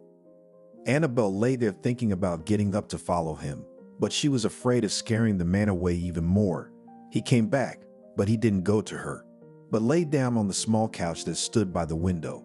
The woman exhaled. At least this way, she still had him. She had to go to work in the morning. Annabelle started 3 hours before. She made breakfast, while humming something to herself. Joe, wake up. I've made you so many delicious things, she said in an affectionate voice. Quiet. He waved her off. All right, I'll put it here. As soon as you wake up, eat, she cooed. Today she felt like flying to work. She smiled all day long. Her friends didn't understand what had happened to her. The always stern, silent Annabelle blossomed and smelled. Girls, I'll leave a little early, she told her colleagues and left the office. Have you found a man for yourself? They look good. Annabelle was already flying home at that moment. She went to the store, bought some groceries. She wanted to make dinner for the man. When she got there, he was still lying on the same couch. Did you get up? She was surprised. Yes, my head hurts, he admitted to her. Now I'll give you a pill, she fussed. It took half an hour for the medicine to kick in. In that time, Annabelle had already prepared the salad and boiled the meat to make a rich broth. Here, Joe, have some. She set a plate of salad in front of him. Isn't there anything liquid? He asked. She looked out into the hallway. They were sitting at the table eating. Annabelle kept putting food on his plate. Oh, thank you, I'm full. He leaned back in his chair and looked at the refrigerator. There's no beer today. She guessed what he wanted. All right. He waved his hand and went and plopped down on the couch again. Annabelle realized he wasn't going anywhere, so she calmed down a little. She bought him things. The two of them went everywhere together. You found a man on the street. Her sister laughed at her. Be quiet so Joe doesn't hear. Annabelle, you'd think he didn't realize it himself. The woman was sure of it. Annabelle and Joe had been living together for 6 months. She was glad to finally have a man in her life. She had dressed him, put his shoes on, washed him, fed him, and now he looked very different from the first time they met. Joe was an appliance repairman. His hands were golden. A lot of people came to him. He was good at his job. Joe, I think we're about to have a little one. I came home one day, Annabelle. We've got grandchildren to raise, and you're talking about kids. He was looking at her like she was a ghost. Honey, but I want a baby so badly. She sat next to him. I don't know how we're going to handle it. He scratched the back of his head. Annabelle didn't understand how this had happened. She'd been using protection, also, and it had led her to think that, to be so sure, God wanted them to have a baby. In time, Joe came to terms with the idea. He didn't mind babysitting himself, but with someone else's baby, not his own. Why don't you want me to meet your mom? She'd been asking him for months. It's not worth it, he answered sadly. Then tell her yourself that she's going to be a grandmother soon, the woman insisted. When the time comes, I'll tell her. It was obvious that he didn't want to talk about it. All right, I won't bother with it anymore. It was useless to prove anything. Annabelle hadn't gone on maternity leave yet. She was sitting at work when her stomach abruptly grabbed. What? Scared young girl who recently came to their department. Call an ambulance. The woman curled up at her desk. Everything was done quickly. The paramedics took Annabelle to the hospital. She had gone into premature labor. The girl was born very small, painful. The mother was crying. She looked at her baby. She felt so sorry for Lucy. Don't be upset. Everything's going to be all right. Joe was saying to her through the window of the room. I know, but look at her. Annabelle lamented, showing him a small package. A few weeks in the hospital, and then various other treatments. A year, mother and baby girl didn't get out of the hospital after. Everything seemed to normalize. Joe, my daughter is healthy and I'll probably go to work, she told her husband. They lived like that in her room in the communal house. His earnings were not enough for much. Okay, I'm staying home anyway, The man agreed. So Lucy stayed with her father, and her mother started working. Everyone around wondered where she found such a man. He works at home, helps with his daughter, and he doesn't drink at all. Annabelle was proud of herself for making it work. "Well, Lucy, let's go. I'll introduce you to your grandmother." Her father took her in his arms. The girl looked at him with blue eyes and smiled. They went outside. Since Joe started living with Annabelle, they had never met his mother. "Hi," he walked into the apartment where he had spent so much time. "Son, where have you been? I thought I'd lost you." The mother came out of the kitchen and froze. "I met a woman. We lived together." He put Lucy on the floor. She looked at her grandmother. "And who is this?" Grandma said in a completely different voice. He took off his jacket and went into the room. The girl ran after him. "What daughter? Why didn't you meet her mother?" asked the mother sternly. "Oh, don't start," sighed the man. "How dare you do something without my knowledge?" Although the woman was a decent age, but she was still strict and bossy. "If you don't stop now, I'll just get up and walk out and you'll never see me again." He sat back in his chair and didn't even lift his head. "Well, go away if you thought I was going to take the baby, then don't wait." Joe knew that this could be the end of it. He didn't argue. He put on Lucy's cloak and cap buttoned up, his boots, took his jacket, and they left. "Baba," Lucy said in the evening. "Who's the broad?" She turned to Joe. "Oh, never mind. He didn't want to bring it up." "No, you tell me." "Yeah, they went to see my mother today. That's all." "I see." But she didn't stay in the dark for long. When Lucy was 2 years old, Joe's mother came to the house. "Open up," Annabelle asked when she heard the doorbell ring. Within moments, an elderly woman stood in the room. "Hello." Annabelle looked up at her. Ah, so that's what she was like. Standing, hands in her mother's side. "Why did you come?" Joe was ashamed. "So listen here, my dear." The woman looked at Annabelle. "You're not going to talk to me like that." "Oh, what are you talking about?" Leslie gasped with indignation. "That's what I say. Leave my house." She turned her back to her daughter and continued her lessons with her. "You'll be sorry." The mother looked at her son and walked out, and she slammed the door so hard that it almost flew off the saw. "What's going on?" Annabelle turned to Joe. "Nothing, I told you." He went back to sleep. The next day, Annabelle came home. She had gotten a call from the daycare saying they hadn't picked up her daughter and she was pissed. But there was no one to cuss at. Joe was asleep and there were several empty bottles on the table. "What did you do?" She shoved him in the back and he turned around. "I've done so much for you and you did this to me." Crying and picking up trash from the table was a woman. She'd slept with her daughter that day, thinking it would come to Joe and he'd settle down. But it didn't. The next day, and then for another week, the man just poured himself into himself without restraint. "Can't go on like this. Either you quit drinking or you leave." She gave me an ultimatum. "Okay." Just answered. He stood up, grabbed his tool case and walked out of the apartment. Annabelle stood like that, proud, independent. She was sure he wasn't going anywhere. It was warm and nourishing, and surely he would come back. But Joe was gone forever. How many nights the woman cried, how many times she told herself she was wrong, but nothing could be changed. Joe came back to his mother. She was glad. She knew for sure this was the way it was going to be. Now it was her turn to make sure he didn't drink or do anything stupid. The man did the same thing. There were more orders, and it was no longer convenient to take people at home. He was thinking of getting his own place. "Joe, come here." One night he heard from his mother's room, and he was sitting at the bottle again. "Get up, you've got to," he said nervously. "I can't, help me." The woman called out to him. "I can't either." He poured himself another shot. In the morning, when he woke up, he saw his mother lying in a strange position. He approached and immediately pulled away. The woman was dead. She was taken away, and the son went to the store again to douse the grief and guilt he thought lay upon him. If he had gotten up in the night and helped her, none of this would have happened. He only showed up when he had to be buried. Thanks to the neighbors for doing everything for him. He only gave money, but how could it be?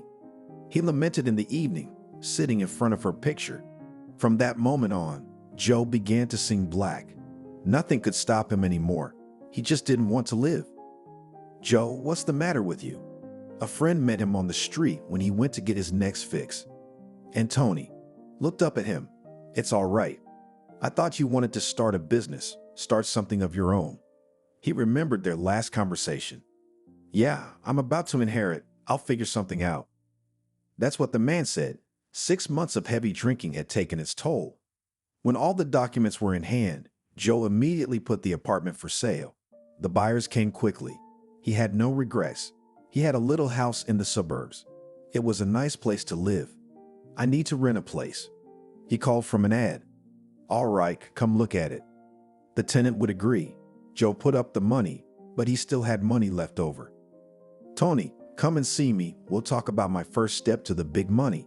They laughed into the phone. "All right, wait for me."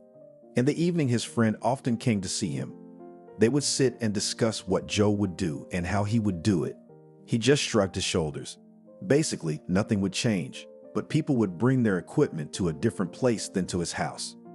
The cottage, as he used to call the cabin he now lived in, was a lot of hassle. Here they didn't heat the radiators. You had to fire up the stove. And to do that, you had to have wood. "Hello, neighbor." He went out into the yard. "Yes, don't you take care of yourself?" He leaned back. "Listen, do you have some wood?" There was nowhere to go, he ordered, but when they will bring them. Sure, why not help a good man? He brought him some logs on a cart. "Come and visit," the owner invited him. Today they were celebrating the housewarming. More and more friends came. There was nothing to do about work. Money melted like snow in the sun. "Who's that beautiful girl who brought you here?" A neighbor once came with a woman. "Come in." The owner was always happy to have guests. "I'm Casey," introduced herself in a husky voice. "I'm Joe," he nodded. "Do you live alone?" She looked over. "Yeah," he nodded and poured another round. That night, Casey stayed the night. She just couldn't go anymore. No one minded. "Stay if you want to," said Joe to her in the morning. He still went to work sometimes. Rent was paid a year in advance, so nobody kicked him out. "I'll take it and stay." The woman smiled with her toothless mouth. They began to live together. They had plenty of friends and they welcomed them all. "Hey Joe, let's sell your shack and live at my place," Casey said. "Do you have an apartment?" He was surprised. "What did you think?" "A 1-bedroom. She threw a thumbs up. "Just take care of everything yourself." He didn't want to get into these debris. The woman was glad he counted her in. They did it quickly. The cabin was sold for next to nothing. They drove back to town. Here Joe was not far from his workplace. He would go out in the morning to do something and then come back. And the fun would begin again. "Mother, stop drinking, get a job, do something." One day, a young man came to them, who turned out to be Casey's son. "You'll teach me more about life." She wrinkled her nose. "If you don't listen, I'll take everything away from you," he threatened. "Oh, what can you do?" Laughed at him. "At least I'll kick you out of the apartment," said the guy calmly. "You will not dare." The woman was sure of herself. "You'll see. I'll give you a month to fix it." He's out. "Is this his apartment?" Joe didn't understand. "Yes, my father gave it to him, but he doesn't live in this town, so I moved in here," Casey said sadly. "Calm down. He's not going to do anything." She wanted to close the subject, but her son kept his promise. He came exactly 1 month later. An apartment no one had ever cleaned. It was so cluttered, it looked like it would never be cleaned again. "I see you didn't take my advice." My son was standing in the hallway. He was disgusted to even touch anything. "What up, who's here?" Casey heard me and came up to the bed. "So pack your stuff and get out of here." He wasn't kidding. "And if you're not, then what?" Became a mother, and she shook a little. "Otherwise, I call the police. Let them take you out." He was adamant. "Son, come on, I'm your mom," changed her tone. "It's none of my business. If you want to drink, do it outside. Tell your roommate the same thing." He waited. Casey turned and looked at Joe. There was nothing to do. They packed up some junk and went out. "Mind you, I'll change the locks and you won't get in here again." He held up his hand for the woman to give him the key. "Oh, choke on it," she told him. "So where to now?" Joe looked at Casey. "Well, to your place of work. She thought she'd gotten out of it. No way, the lease is ending soon. He shook his head, himself already thinking he needed to move his stuff out. They went to the very neighbor who had once introduced Joe to Casey. "Oh, come on, I have a family. I can't take you in." He's got his hands full. "This is what we're in for." The woman sat down on a log that was standing there. "Let's go." The man didn't wait. He knew Tony wouldn't refuse him. And so it was, the friend gave them the keys to his garden shed. That's where they went. Everything was fine here, but the city was far away and there was no heating. "We'd have to get a stove somewhere." Casey shrank back. "Yeah, in the meantime." He took out a big iron basin, put some twigs in it, and made a fire in the cabin. From then on, Joe and Casey were vagabonds walking into town, scavenging for whatever they could get.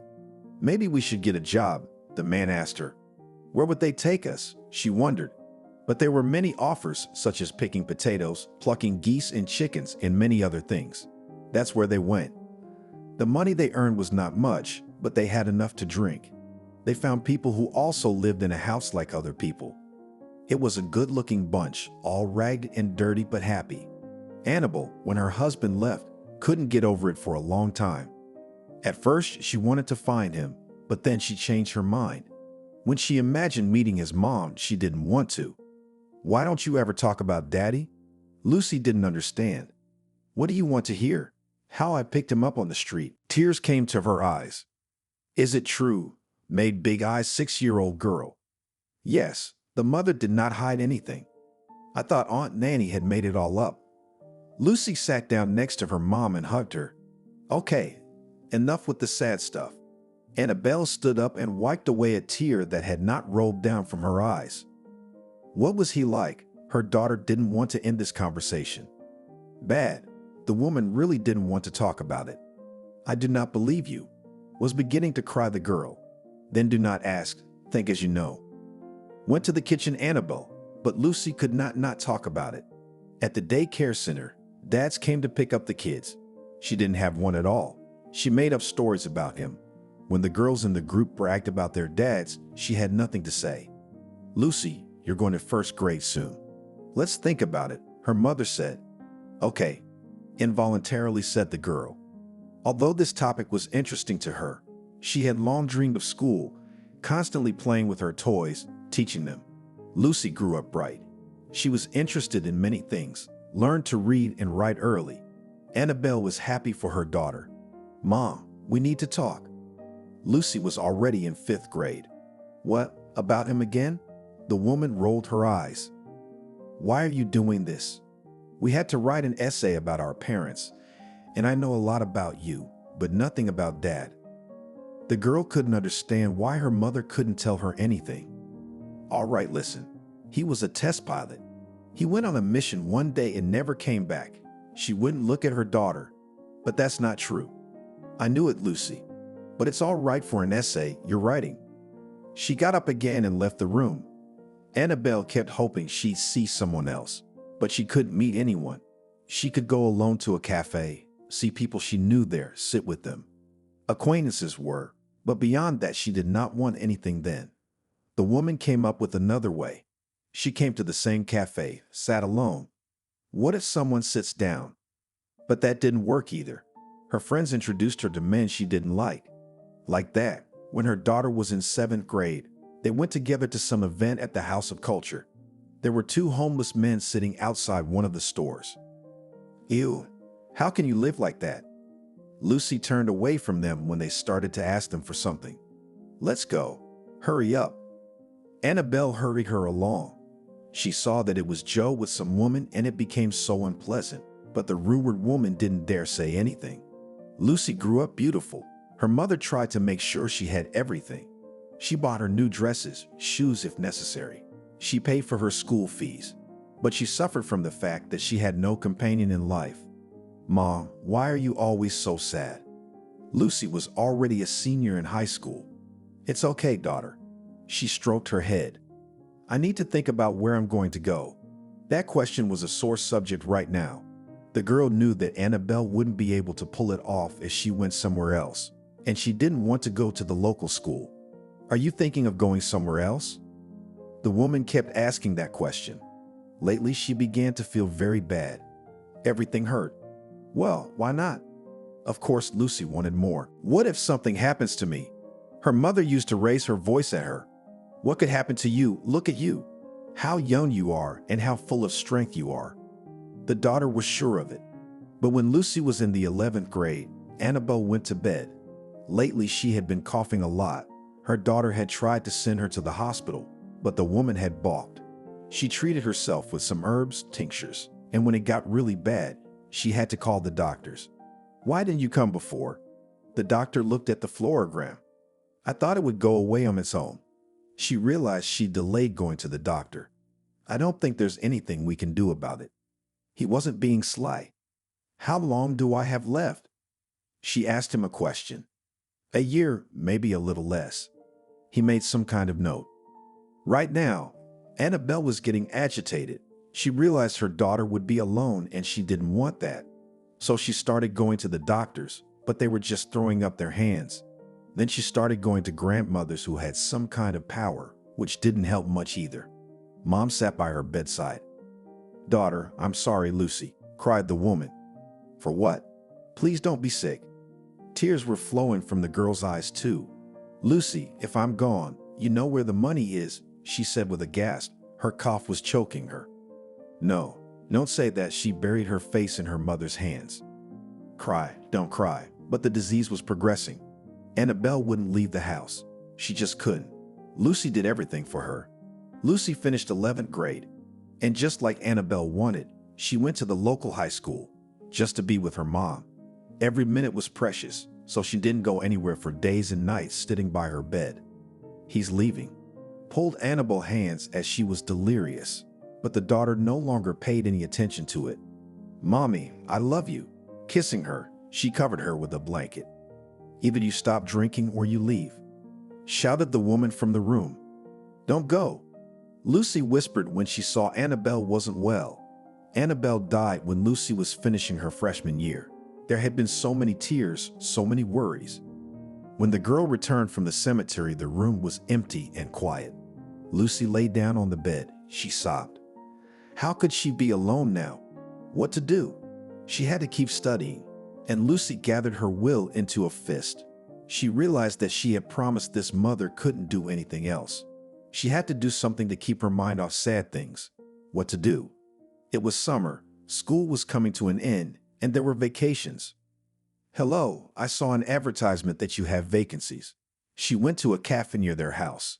Yes, we need a waitress and a dishwasher, the receptionist told her. And I agree, immediately answered Lucy. Well, and by whom? Specified the administrator. If you can, then both. She wanted to exhaust herself and not think about anything. It would be very difficult. After the shift, the waiter's legs fall off, and there is still standing and washing dishes, said the employee of the cafe. It's okay, I'll manage. Lucy was confident in her abilities. I'll talk to the director. If he agrees, the position will go to you. Thank you. Lucy said thank you and went home. The next day, she got a call telling her to come to work tonight. Hi, tonight you'll just wash dishes. You'll know how it is.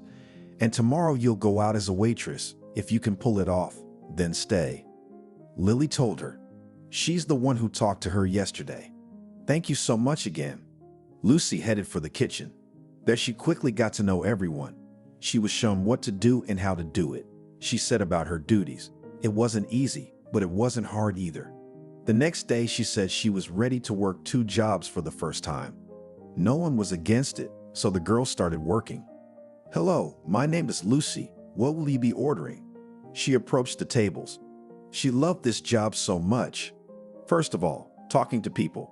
Secondly, the new faces every time. Lucy, you're very good at everything. People respond to you with nothing but kind praise from her boss. At the end of the month, she got her paycheck for 2, and she added a little more as a bonus. Wow, she hadn't expected to get so much. That evening, she wanted some kind of celebration. She asked the girls in the kitchen to take over and went to the restaurant. Yes, she could have done it in her cafe, but she didn't want to infringe on the girls who worked with her. Greetings. She entered the spacious, beautiful room. Hello. She looked at the young man who greeted her at the entrance. Come on, I'll walk you to your table. He went forward. Lucy sat down. He pulled up a chair for her. Everything was so chic. After that, she ordered. She wanted something out of the ordinary. The girl asked for champagne. And why is such a young, pretty girl sitting alone? Turned to her a young man from the back table. He too was probably alone. Why are you alone? She laughed. I have an hour to wait, and so I decided to pass it here. There was only a glass of juice on his table. I thought I'd celebrate my first paycheck. Lucy confessed. Wow, can I sit with you? He stood up and took the juice in his hands. Oh, yeah, sure. She was not at all against the company. The guy sat down. He looked at what the girl ordered and asked for the same. And why are you repeating after me? She didn't understand. You know, when I came here, I couldn't choose anything from the menu. And now I looked at your dishes and realized that I want the same thing. He looked her straight in the eye. Lucy didn't notice that he'd switched to you. I see. And the champagne? She raised her glass. No, I think I'll order some wine. What's your name? The girl became bolder under the influence of magic bubbles. Anthony. What's yours? He deliberately emphasized the last word. Lucy, she blushed. It's okay. At that moment, Anthony's order was brought to him. He raised a glass to the acquaintance and she supported. What do you do for a living? Started their conversation. I study, the girl answered. Me too. He looked at the entrance came another couple. Are you here too? She was surprised. I didn't want to waste time at school. I finished 9 grades and went to the local school. Strange, I've never seen you there. She was surprised, but there was nothing surprising about it. She hadn't had much time to study lately. She was taking care of her mom. Tears came to her eyes when she remembered that. What's wrong with you? Are you so upset because you didn't see me? He laughed. No, I remembered about my mom. She died recently. The girl took a napkin and blotted her tears. I'm sorry for your loss. Anthony tilted his head a little. Yeah, and it's okay. She assured him. They sat further, talking about their studies, about who was doing what. You've only got an hour to wait, and we've been here for 2. Oh, I forgot. You don't have to go anywhere. I'll be back in no time. Okay, I'll wait. She was sure of it, because time was still short, and she was in no hurry. Anthony took a quick step toward the exit. He was gone for about half an hour, and then he was sitting across from Lucy again. You're so fast. She smiled. Yes, all I had to do was pass on the information. He didn't go into detail. Come on to the meeting. Now it sounded like a toast from Lucy. It's a pleasure talking to you, the guy admitted. Probably as much as I do. She blushed again. They sat for a long time reminiscing. Who studied at school, what classes they went to. Lucy realized that this evening, apart from once, she had not remembered the dearest person at all. Let me call you a cab. The young man suggested to her as they were about to leave. Oh, that's all right. I live not far from here. She picked up her purse. Well then, I'll walk you. It seemed to him that they had known her all their lives. Good, Lucy was happy. Outside they talked too, and it turned out they had so much in common. They both loved skiing, putting together puzzles, doing lots of other things. Lucy, can I take you out again tomorrow? He really liked her. He didn't want to miss the opportunity to get to know her again. You know, I can't tomorrow. I have work. She stopped talking. So she can't the day after tomorrow, and then the day after that. Okay, write down my number. I will. He took the phone out of his jacket. See you tomorrow then. She stood outside her driveway until he went in his direction. There was a kind of euphoria inside today. The girl realized that she liked the guy and wanted him to come too. The next day. Hello everyone. She arrived at work and went straight to the office of Lucy's boss. He was surprised. She was always so modest, never distracted him from his work, and now she showed up. Yes, Rocky, I can't do the dishes anymore. She was going to ask to be a waitress only. What? You didn't like the paycheck? No, I just met someone. I don't have time for meetings. I didn't want to cheat on this man either. Oh my God, you scared me. He sat back in his chair, so Lucy waited for an answer. Sure, but if the girls ask, you'll help them, won't you? Yes, you know me. The girl stood up and headed for the exit. Now she was waiting for a call from Anthony. He didn't call until the evening, and Lucy already thought that he changed his mind. What was all this for then? But a few minutes before the end of her shift, the phone did ring. I thought you weren't going to call me today, she said instead of greeting me. Sorry, I got a little carried away. I started making excuses.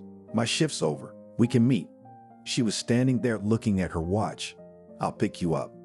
He hung up. Guy showed up with flowers. It was unexpected and pleasant.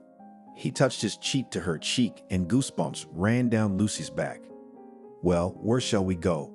He asked. Let's go to the abandoned boathouse, she suggested. All right. And they went there on foot that evening. They talked a lot again. They never ceased to be amazed at how alike they were. You said your mom didn't, but who are you with now? Anthony wanted to ask that yesterday, but didn't dare. I'm alone. The girl felt sad all at once. Oh, well, that's good. That's no good. She stared at him. How could he say that? No, I'm sorry. I didn't mean it. He started gesturing with his hands. Well, what then? She folded her arms across her chest and waited for an answer. It's just that I live with my parents and you're like this, explained he. And in that sense. Sure, yeah, sorry again. He moved closer to her and hugged her. Lucy tensed. Okay. She jumped to the ground and shook off her skirt. Where are you going? He didn't understand. Come on. She beckoned the boy to follow her. Well, I'll follow you to the ends of the earth. He was already standing on earth. They came to the water's edge. Do you want me to confess something to you? She looked out at the blue water. But if you want me to. He put his arms around her again. When I was in school, in junior high, me and the boys used to come here a lot. Those who had fathers would get together as a family on weekends and go boating. I didn't have a dad. I was so jealous of those who were in the boats. Anthony saw Lucy's eyes glisten. Don't cry. Do you want me to take you for a ride? He started looking around. If there was any boat left here, but there was nothing around, just old scattered boards. I do. She turned to him. I promise you that as soon as this week you'll be sitting in a boat and bobbing in the waves. He was so close to her, he couldn't resist kissing her. I believe you, she whispered. They stood for a while longer and then walked home. Why don't you come in? Lucy asked the guy in the driveway. Would that be convenient? He didn't know what to do. Well, you know I live alone, she reminded him. So, in a communal apartment and neighbors? What about the neighbors? I have my life. They have theirs. They entered the entrance, then went up to the apartment. How did you get along here? Anthony was curious. He was from a well-to-do family. They lived in a spacious apartment. I don't know. They got used to it. Well, cramped, but no offense.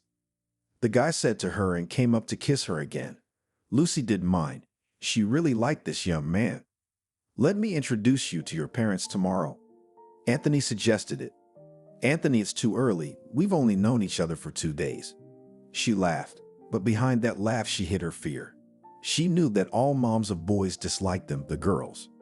Okay, when you're ready, then we'll go. But I know for a fact that you're my future wife. He pulled her to him again. It was getting late when Anthony got ready to go home. He hugged the girl one more time and walked out of the apartment. Lucy was the happiest she had ever been. The summer was coming to an end. It was time to go out to school again. The supervisor didn't want to let Lucy in, so he offered her to go out at least in the evenings. She agreed. The money was worth it. So, are you ready to meet my folks? Anthony showed up like a normal evening. Well, I guess I am, yeah. She nodded. Let's go then. He gave her his elbow. They moved forward along the sidewalk. Lucy wasn't at all sure what to expect, because the guy never talked about his parents. She was preparing herself to be able to find common ground with adults. They came to the house. It was obvious that not poor people lived here. Why are you frozen? Anthony turned to her. I don't know, I'm scared. She confessed to him. Come on, silly, I'm with you. He took her hand and pulled her with him. The guy opened the door and they went in. Mom, Dad, meet my girlfriend Lucy. They walked into the room where my father and mother were sitting on the couch in front of the TV. "Hello, Lucy." Dad said hello. The mother only nodded her head to indicate that she had heard. "It's so nice to meet you." The guest blushed. "Let's go to the kitchen for tea." Anthony called everyone. The father immediately stood up, but the mother was still in the hall for some time. "So, Lucy, what are you doing?" No sooner had the woman passed into the kitchen than she began to ask questions. "I study at the same institution as your son, and in the evenings I work at the cafe." She began to tell me. "Why, don't your parents have enough money?" She was surprised. "I don't have any," Lucy confessed. "What do you mean?" Mother didn't understand. "My father left when I was not even 3 years old, and my mother, she died." "And how old was she?" The woman rounded her eyes. "She gave birth to me at 40. Lucy didn't want to say anything more about her mom. Anthony saw this and decided to change the subject. "So I introduced you to Lucy, but I didn't introduce you. This is Nancy and this is Harry." He was pointing at Mom and Dad. "Nice to meet you," the girl said again. Everyone was sitting at the table, and it was obvious that Mom was not feeling any joy from this acquaintance. "Do you know, Lucy, that Anthony hasn't been in the army yet?" "Why the question?" She turned around. "If he goes, will you wait for him?" Nancy couldn't believe it. "Of course I love your son." Lucy didn't understand what was being asked of her. "How long have you two been dating?" The father asked a question. "A month and a half," Anthony answered instead of the girl. Was not sure about this woman. Sometimes it can be understood at a glance Lucy already did not like being here. It's clear. Nancy defiantly turned away. "Mom, I didn't expect this from you." Anthony was ashamed of his parents. "Where do you live?" Again, my father entered the conversation. "I have a room in a communal apartment," replied the girl, and was not ashamed of it. "You, of course, I apologize, but son, where did you find this beggar?" The mother was frank. "Thank you very much for the tea." Lucy jumped up from the table. "Wait." Anthony rushed after her. "If you leave now, you may not come back," his mother shouted after him. "Stay." Lucy asked him to stay. Anthony hugged her and promised that they would meet tomorrow. The girl left the entrance. She walked down the street and tears flowed down her cheeks. Why did they take her in like that? What had she done to them? If a person lives in a communal apartment, he's poor. Where did Anthony's parents get that idea? Her mother lived there all her life, but she wasn't poor. Lucy went into her room, lay down on her bed, and continued to sob. "Why did you do that?" "Ask Anthony at home." "As if she had done something to you. She's a good person. I'm not leaving her just because of your whim." He was talking, and he knew it. "What are you, blind or something? Look how many normal girls there are around, and you chose this one." She pointed toward the entrance.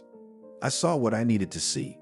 While son and his mother were arguing, his father was sitting quietly on the sidelines watching. "Anthony, you will not be with this one." She didn't call the girl anything else. "Her name is Lucy, in case you've forgotten."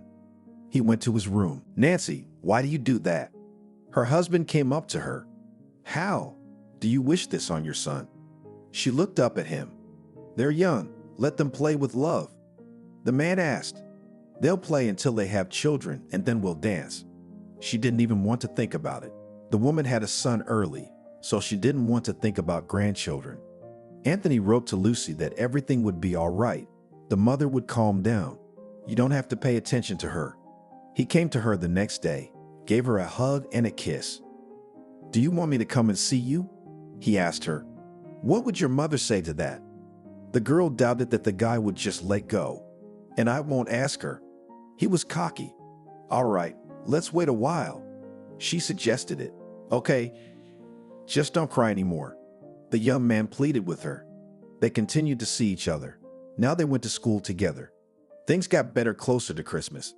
Anthony invited Lucy back to this house to celebrate the holiday as a family. "I don't really want to ruin the holiday for me or your parents." She was ready to cry again. "Don't make up anything. I talked to them. They'll be fine."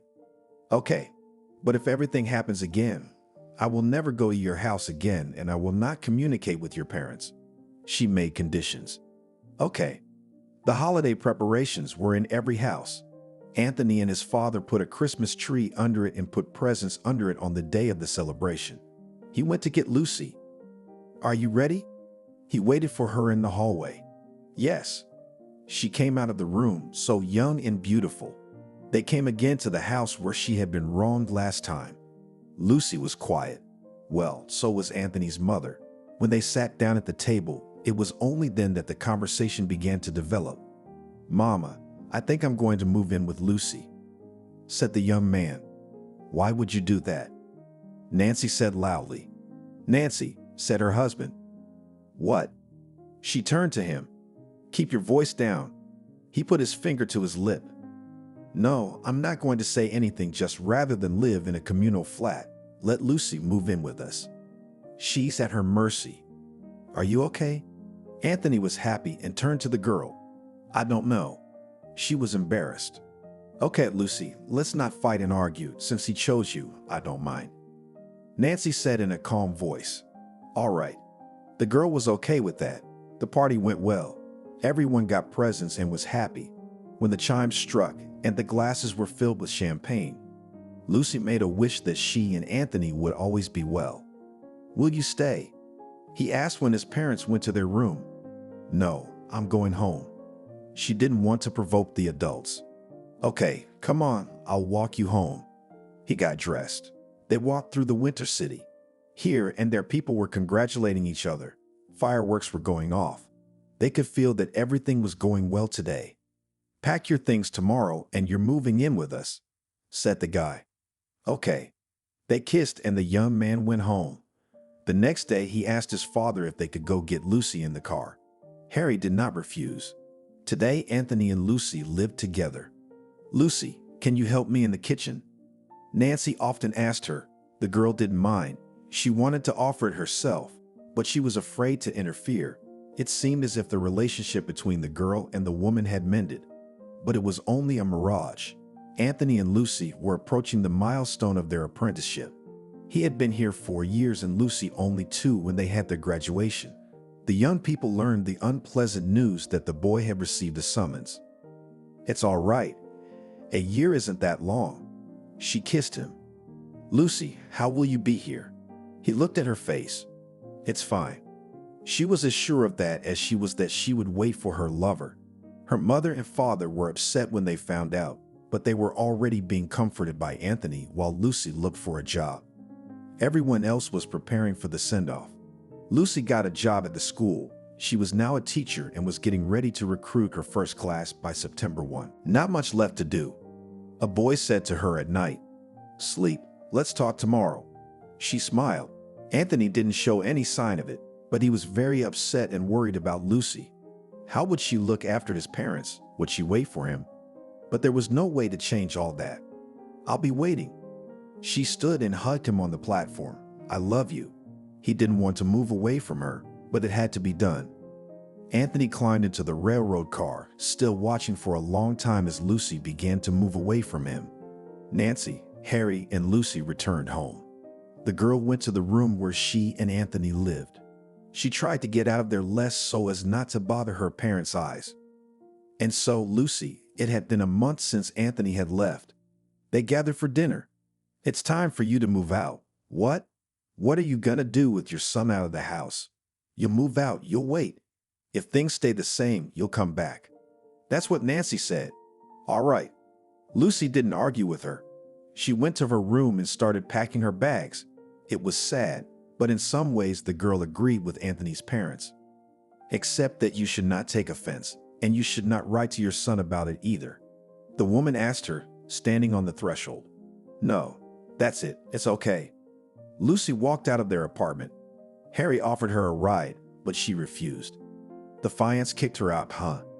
Her roommate met her. "No, we're fine." The girl didn't want to talk to her. "Yeah, you're here, aren't you?" The old lady gloated. Life went on. Lucy worked, wrote to Anthony, and he wrote back.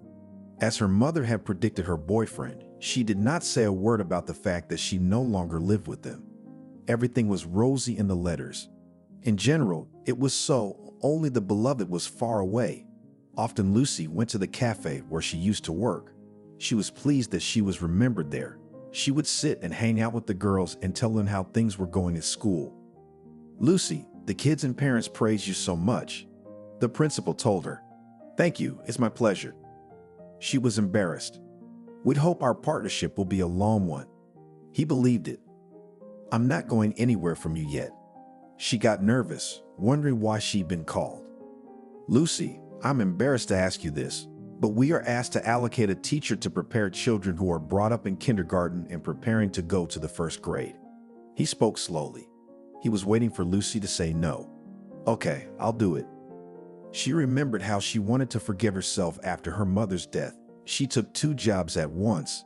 Now the busier she was, the less she thought of Anthony and missed him. "She does."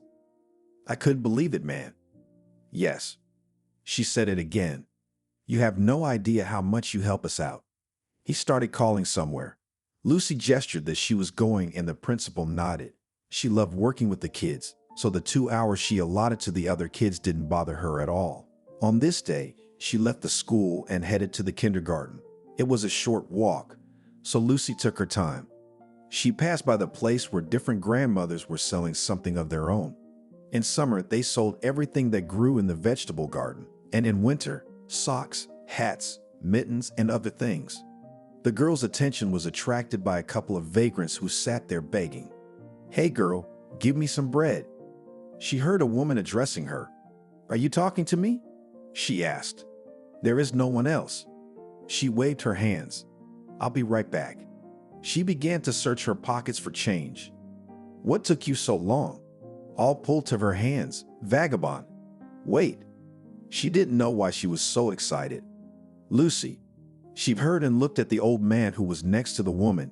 "Yes." She straightened up and froze. How did some dirty grandfather know her name? "You look so much like your mother," said the man to her. "How do you know me?" There was a kind of panic inside. "I used to spend a lot of time with you." The girl saw that her grandfather was about to cry. "Dad?" It was scary to make that assumption. "He is. You must be ashamed to say that word in my direction." He wiped his eyes with the dirty glove that was on his hand. "You didn't tell me you had a daughter. Billa is his companion." "Shut your mitt," snarled at her. "What are you yelling about?" They started a fight. Lucy had no intention of standing here any longer. She moved on. This can't be happening. It just doesn't happen. She felt dizzy. The girl didn't understand anything. She had come to the children. Everything was jumbled up in her head. She couldn't concentrate. "Guys, I'm sorry, but there will be no lesson today." She got up and went to the exit. Back home, she decided to walk down another street so that she would not meet again with those who had brought her to such a state.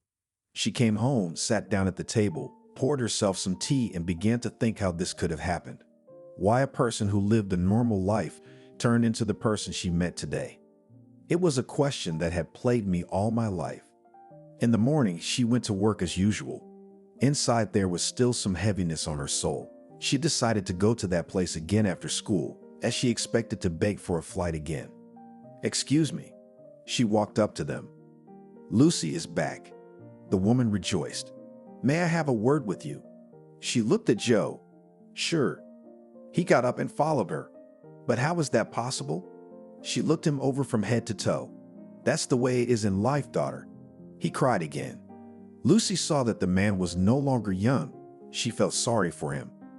"Come with me, I'll feed you." She tried to offer help. "No, I don't want to make it difficult for you," he told her. "No, it's no trouble at all." She was willing to do anything. "Do you still live in that communal apartment?" he asked her. "Not you. Mom is no longer in this world." Lucy was sad again. "What a pity, but I'm still being carried by the earth and live a long time." The girl still couldn't believe that this was the person she wanted to know about as a child. "Come on, go already and don't think about me," he said to Lucy. Here she held out a paper bill to him. "Don't." He refused. "Take it, you fool," garbled the woman who had been watching them all this time. "Take it to buy yourself some food." "Okay, thank you. And don't blame yourself and your mother. It's all my fault." He was slurring his words. Lucy walked down the road, thinking about whether or not to tell Anthony. His parents so think that she is a beggar. When they find out who her father is, they will only make sure of it. She didn't write a letter to her lover and cried. She didn't tell him anything and decided she would do it when she met him. Time was flying fast. Now it was summer. Soon it would be fall. Lucy was at work. She was telling the children about the leaves on the trees, how and why they change color. Autumn is also called golden. She said and felt in her gut that someone was looking at her. She looked at the door and Anthony was standing in the doorway. She couldn't believe it. He was like a ghost. Well, my golden one. He winked at her. Anthony. She had forgotten that she was in a classroom, that she had a class going on, and there were kids watching. Lucy ran up to him, hugged him tight. Come on, finish up. I'll wait. He nodded at the kids who were sitting and watching in amazement. Okay, I have one last class, she whispered. Lucy, who's that? Asked one of the girls. That's my fiancé. We haven't seen each other for a long time, said the teacher and blushed. It was not allowed to discuss such topics with children. The lesson was coming to an end. Lucy couldn't wait for the children to hand in their notebooks and leave the classroom. When the last student left, Anthony came in to see her. Hi, sweetheart. He hugged her. Anthony, she snuggled into his chest. That's it. Now we're together forever. He kissed her. Were you even home? She pulled away and looked into his eyes. Of course not. I came straight to you. He started kissing her again. Then run to your parents. They're waiting for you. Okay, you're with me. He took her hand. Lucy didn't mind. They walked through the city. It's so nice here. Everything smells like home. The boy said, I can't believe you're with me again. Her smile never left her face. How are your parents? He asked a question. I don't know. What do you mean you live together? Oh yeah, I forgot to tell you. That you two had another fight. What happened? Did they kick you out? Anthony was getting nervous and angry. No, it's okay. I'm really nothing to them. Why do I have to live with your parents? Lucy started making excuses for them. Come on, let's go. He walked faster. No need to fight, please. Let it go as it is. Asked the girl. Okay, just for your sake. He softened again and began to smile. They came in. Anthony put his finger to her lips to keep her quiet, then carefully turned the knob. The door opened and they walked into the hallway. The TV was on in the room. Why isn't anyone greeting me? The boy said loudly. Sonny.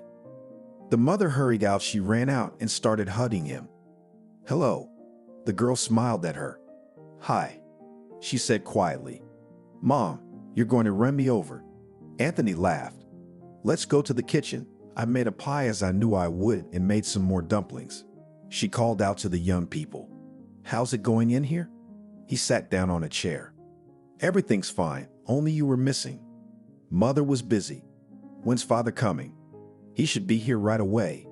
Mother glanced at the clock on the wall. Before she could say it, the door slammed. Anthony stood in the kitchen doorway. He expected the man to be surprised. Here he is to me. Understatement, and saw the son. They hugged. What a joy, said Harry. Together they sat down at the table.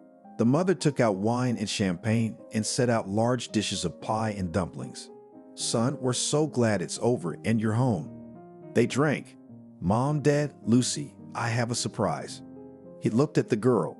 What else have you got planned? Mom knew Anthony liked to do the unexpected. Lucy, will you marry me? He got down on one knee as was his custom and handed her the ring. Anthony. She looked first at Nancy, then at Harry, and said, Yes. We congratulate you. After a brief silence, the man said, he looked at his wife, who almost slid under the table. Yes.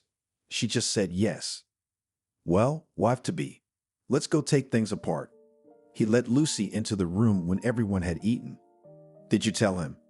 Nancy asked in a whisper as she hesitated in the doorway. No. She answered honestly. Anthony couldn't stay in the room much longer, so after he changed his clothes, the young people went outside. There they spent a lot of time. When they returned, Lucy asked the guy to sit with her on the bench. It would be possible to talk at home after all. He was surprised. I don't want your parents to hear this. She gave him a look that he understood immediately. Okay, what did you want to tell me? Remember I wrote to you that I was asked to work with the older kids in the garden. She looked into his eyes. Of course she did. He didn't understand why he would want to know anything about her work. So one day I was walking there, and Lucy told him all about how she'd met some bums, one of whom turned out to be her father. What? He got off the bench. What difference does that make? She was surprised. Of course not. He sat back down on the bench. Why do you have that reaction then? She wanted to understand him. I don't know, but how could it happen? It just didn't make sense to him. I've been wondering that myself. Lucy confessed. Do you want me to find out? He tried to guess what she was thinking. No, that you just thought you should know who my father was. She looked at the ground and wanted to cry. No need to cry. Anthony realized that and hugged her. I won't. She rested her head on his shoulder. When they got home, they started to discuss where and how they wanted to have the wedding. It turned out that Anthony wanted to invite all his friends and make a big banquet. Lucy, on the other hand, doesn't want it to be noisy. We have to decide. The parents were looking at them. And let's make a holiday in the cafe where Lucy worked. There and the staff is good, and the atmosphere is homely. Anthony turned to his future wife. He thought that she would like this option. Good. It hadn't even occurred to her. That's great. So my mother and I have decided that as a gift for our wedding, we will pay all the expenses. The father spoke seriously. Then it's settled. You can take your girlfriends, go shopping, choose a dress. The young man was so happy that soon his life will change everything. The hall was ordered, the dress was bought, the guests were invited. It was only necessary to wait for the happiest day in the life of Anthony and Lucy. Now Anthony had a job. He and Lucy would go to work in the morning and come back in the evening. You know, I always knew I would have a good family, a wife like you. He hugged and kissed his beloved. I should call my aunt to come over. They has left when I was about 5 years old, so I never saw them again. The girl said, I'll do it. The groom-to-be agreed with her on everything. The next day, Lucy called her aunt, her mother's sister, but she said she couldn't come, saying that her health was not the same. The girl, of course, upset, but did not say anything aloud. So we agreed with the head of the hall as ours. Nancy said, I could have done it myself. Lucy knew that she was still remembered there. That's okay. Your head must be full of other things right now. The woman said quietly. She knew that sometimes the emotionality she exuded scared the girl. It's all right. Agreed with her future daughter-in-law. You just don't take offense at me. Nancy sat down and took the girl's hand. What's the matter? I don't hold a grudge anyway. I don't get it, Lucy. Anthony told my father in confidence about your father, asking to know what he was up to. They thought I was in the bathroom at the time, but I'd already come out and heard everything. The woman didn't look at her interlocutor. So, Lucy's insides tensed up. We hired a guard. When you have a celebration with your son, they will be on duty at the entrance, so that whoever got there did not pass.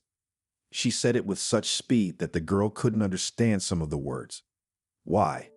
She was surprised. That's the way to do it. Stood up from the couch the woman. All right, let it be so.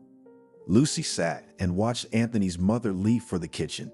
She realized that she was thinking to herself now. The girl wanted so much to go away from this place together with her beloved, but for the time being it was impossible. Lucy bought herself a simple dress. She was ashamed to waste other people's money.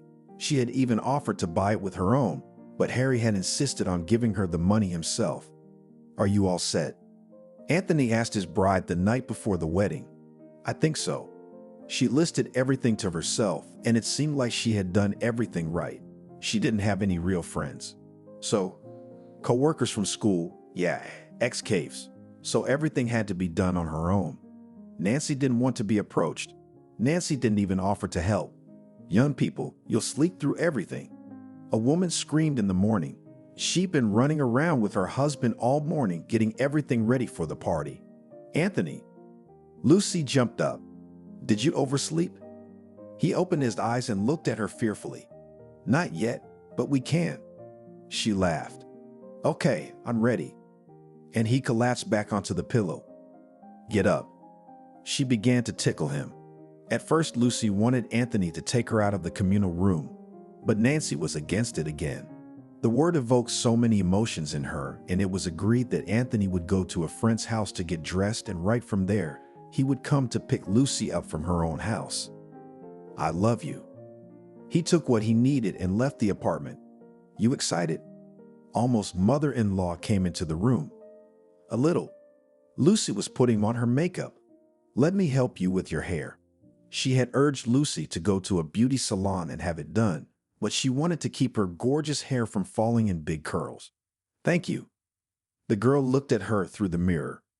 If your son loves and cherishes you so much, then there's a reason for it. The mother finally understood. She brushed and highlighted the bride's hair, then helped with the dress.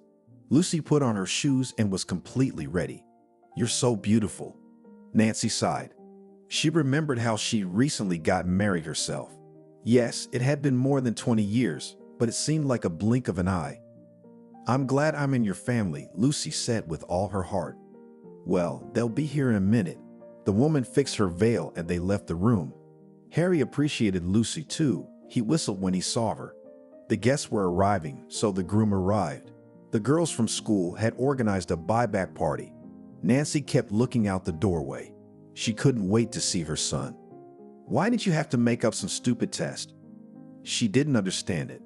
Let him suffer before living in happiness and joy, said Lucy with a laugh. Yes, I agree, nodded her mother, and there was a knock on the door and he came in. When Anthony saw Lucy, he couldn't tell if it was her or not. You're gorgeous, he whispered to her. So are you. She kissed him discreetly on the cheek. Everyone went into the hall. A table was set there. They said their parting words. After that, the guests had a little drink, snacks, and drove to the registry office. When they drove up and got out of the car, Anthony offered Lucy to carry her in his arms, but the girl said that it should be done after everything. As they entered the room, she noticed two ragged men sitting on a bench behind some bushes. Lucy's heart beat faster. Could it be that he had dared to come? Then his mother-in-law wouldn't let him in. Anthony, it seems to me that my father is going to attend our party. She voiced her fears to her fiancé. How did you know that? They're sitting over there, behind the bushes. And check what? We don't have to check. Maybe he'll just come over after the registry office. We'll have to give them something. Lucy had the foresight to warn them. I got it. He called the witness and told him everything. He gestured that he understood and stepped aside.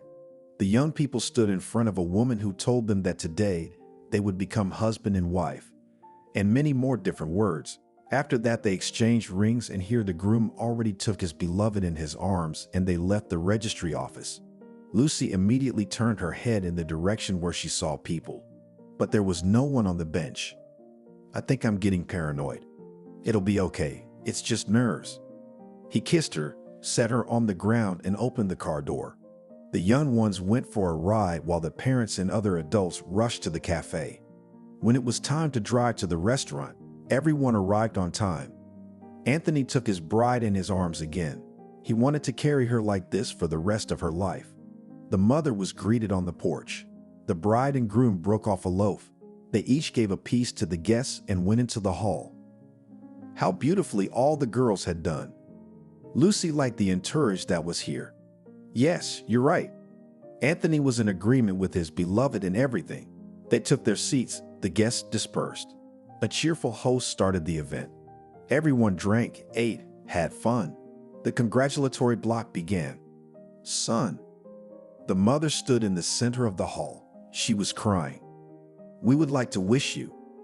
After that, there were a lot of admonitions and good words.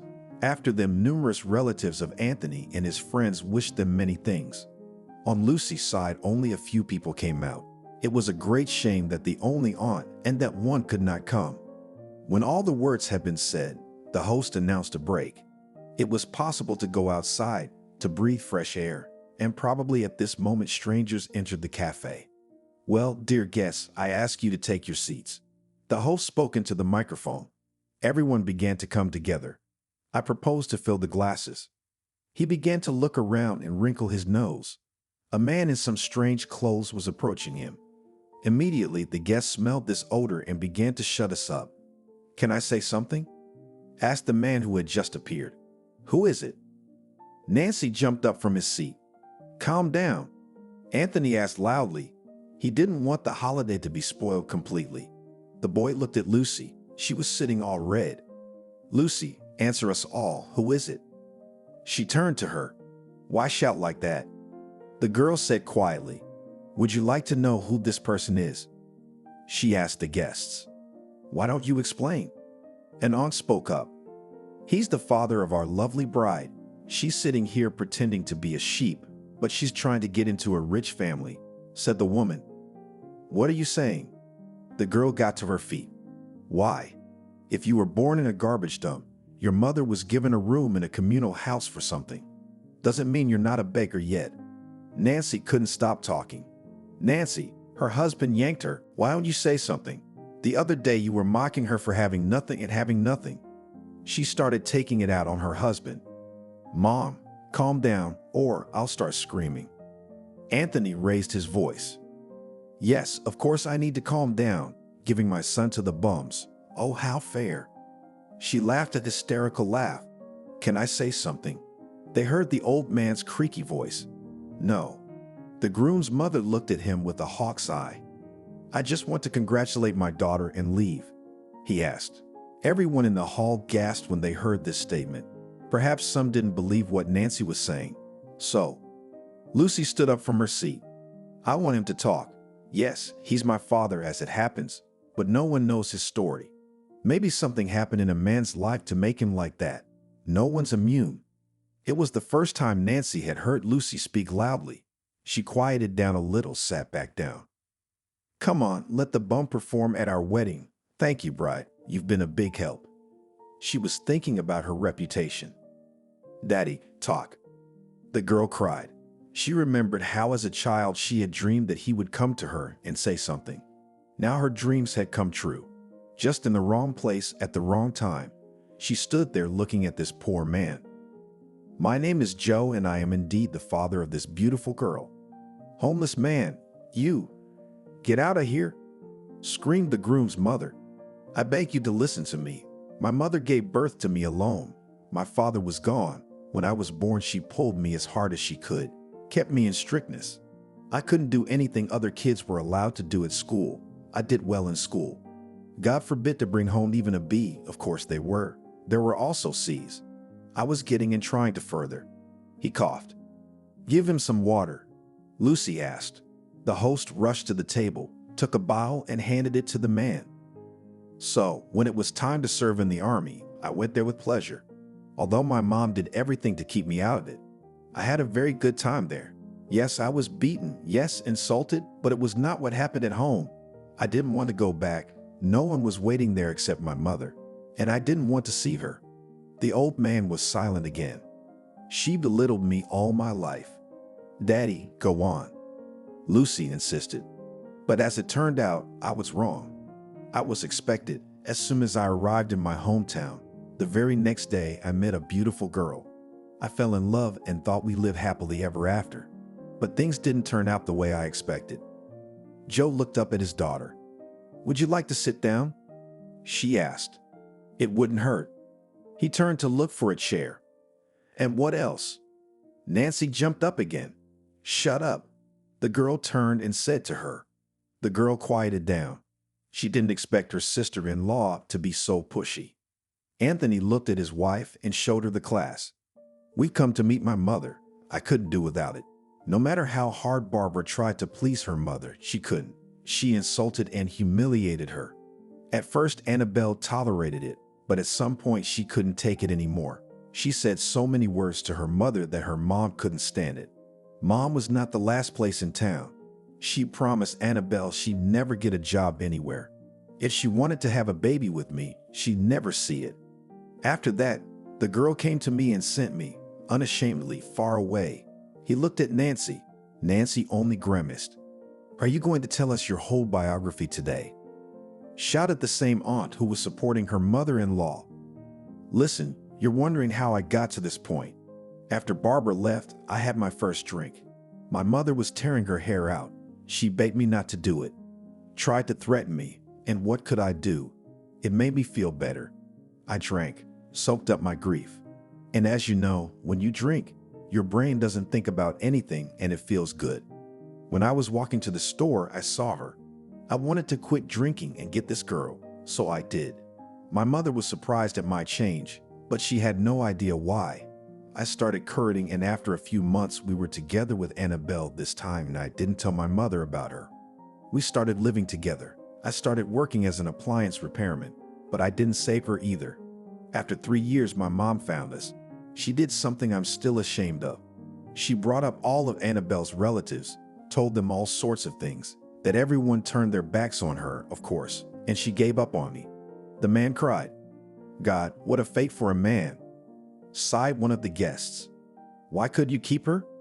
A second one sighed. I did. And you know how? I went to Afghanistan. It was the hottest place there. But I was not afraid, because I wanted to be anywhere but next to that woman.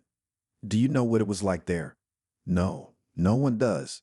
And no one will ever tell you, because it was a meat grinder, and it was impossible to survive.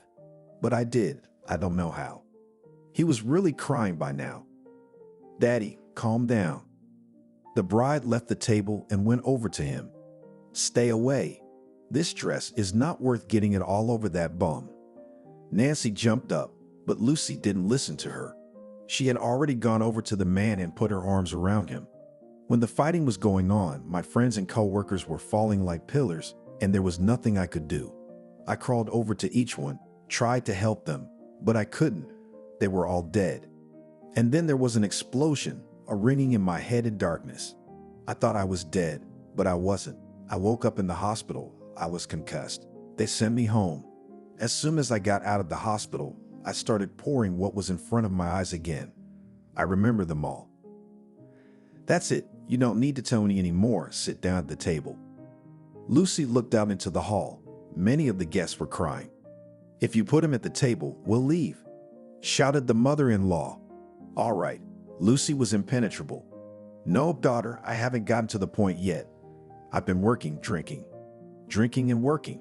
My mother ceased to exist for me that day. I don't remember where it was with whom I was celebrating, but I woke up on a bench. Some woman woke me up. It was your mother. He looked up at the girl in the white dress. I understood. Lucy was crying.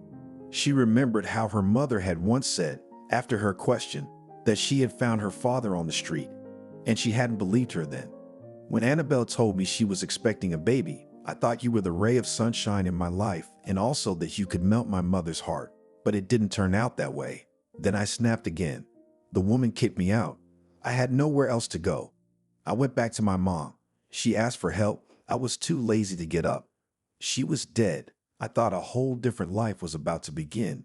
But as you can see, I lost everything. God had already punished me so much that my child didn't know his father. He stopped talking and stood up. I won't let you go. Lucy took her father's hand and led him to the table. Harry, we're leaving. Let them stay with their relatives, the homeless. The woman took her husband's hand and they left the room. Dad, I insist you join the guests. She looked at Anthony. He too was sitting there like he'd been hit over the head. All right, just somewhere out of the way, Joe agreed. So, you've been like this all these years? One of the guests asked a question.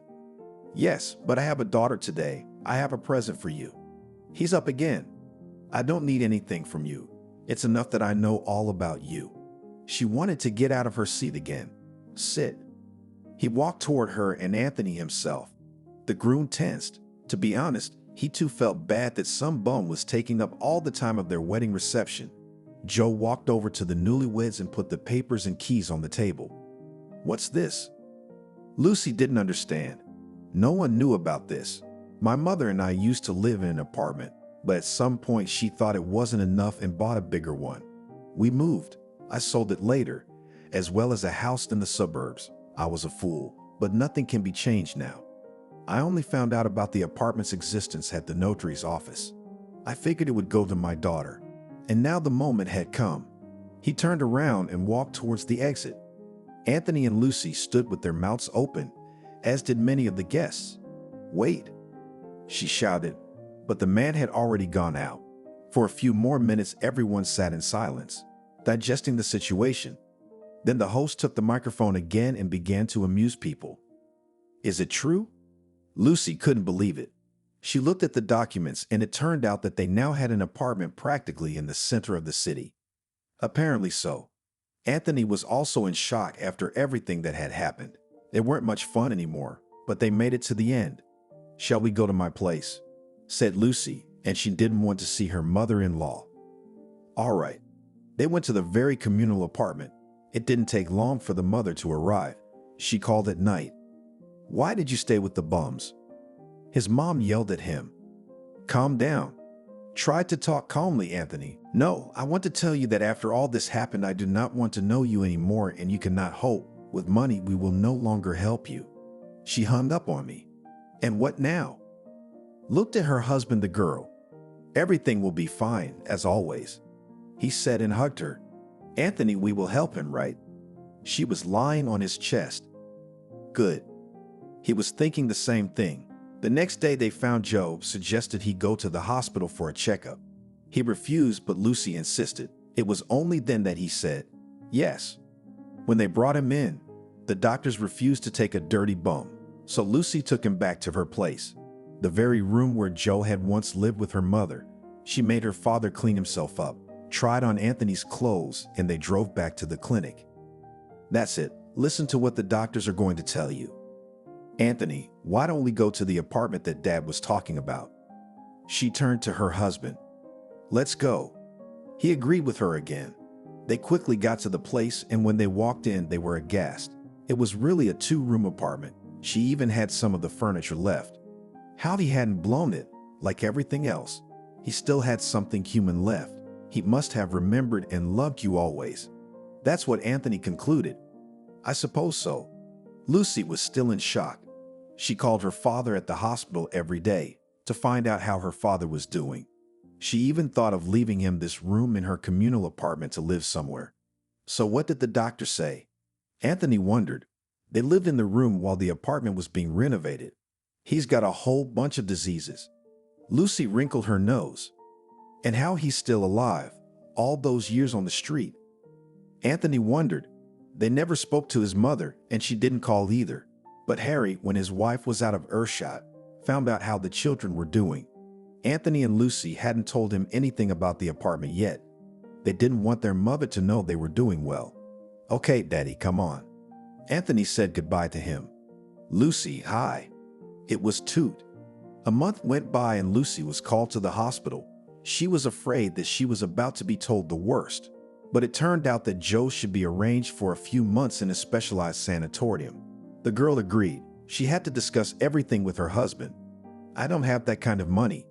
Anthony spread his hands. "So maybe we could borrow it from your father," Lucy suggested. "Okay, tomorrow when he's at work, I'll call him." Anthony was thinking of doing that himself.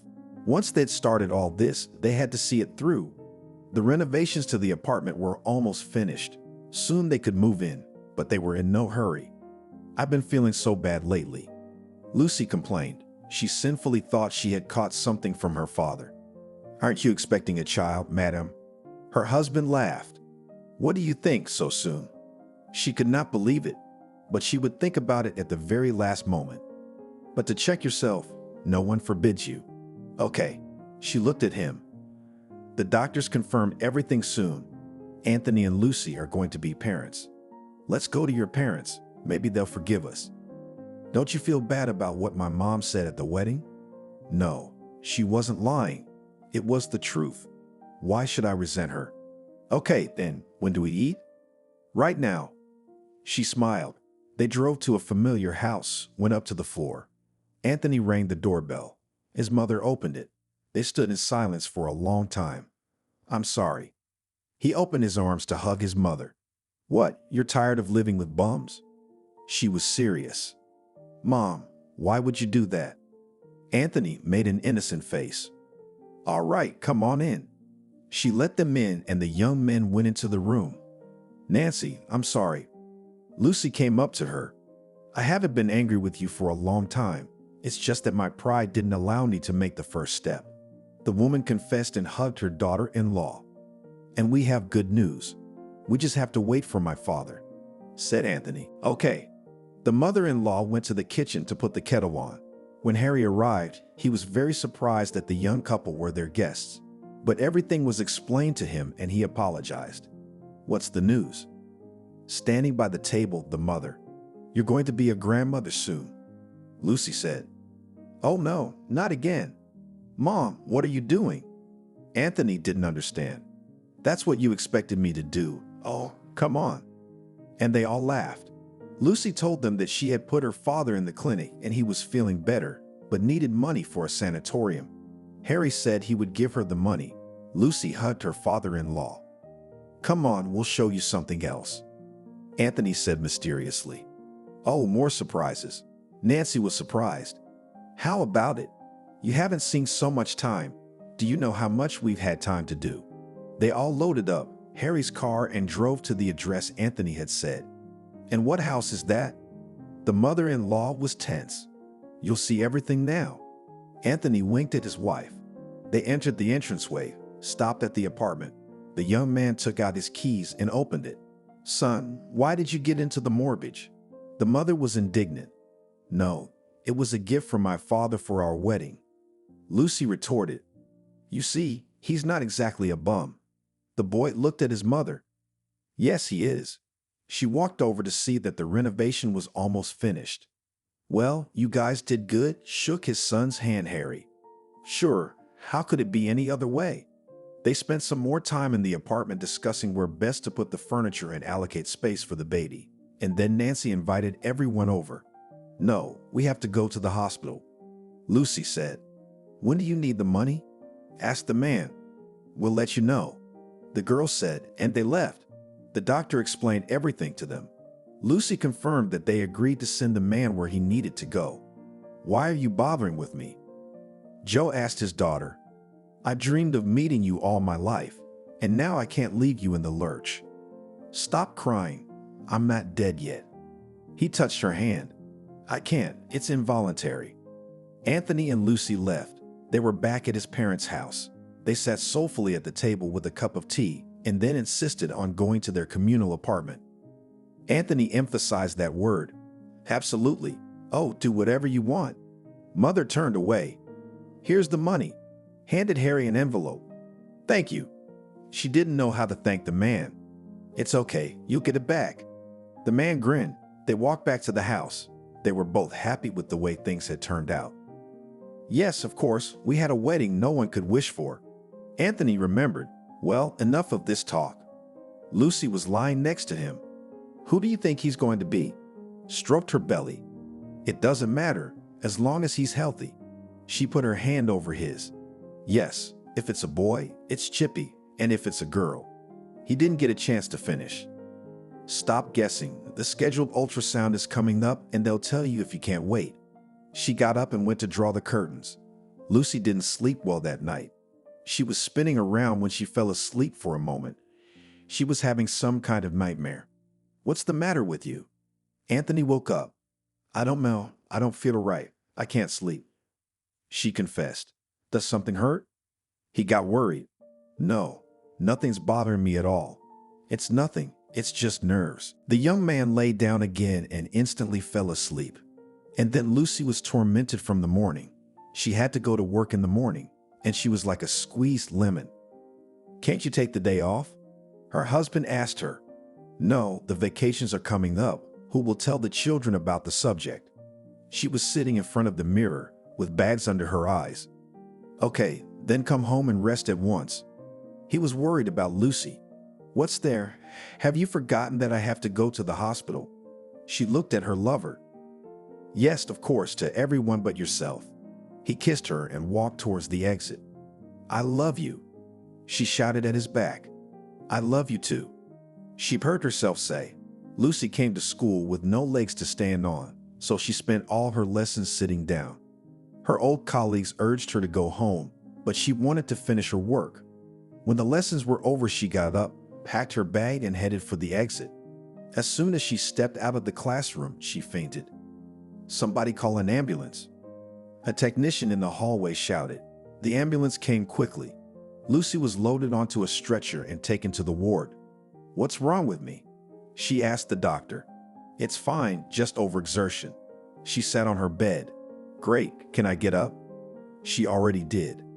I suggest you spend some more time in bed. The doctor held her hand. Lucy. Anthony came running into the room. It's all right. She sat up and saw that he was nervous. Anthony, I need to talk to you. The medic turned to him. Sure. He realized that he couldn't tell Lucy the whole truth, but he was about to. Not about the baby. He begged him in the hallway. There's nothing wrong with your baby, but there's nothing wrong with the father. The doctor wouldn't look the kid in the eye. What's wrong with Joe? Anthony realized that there was no way Lucy could know if something bad had happened. He passed away tonight. The man spoke quietly. What and how am I supposed to tell my wife that? The young man's eyes were big.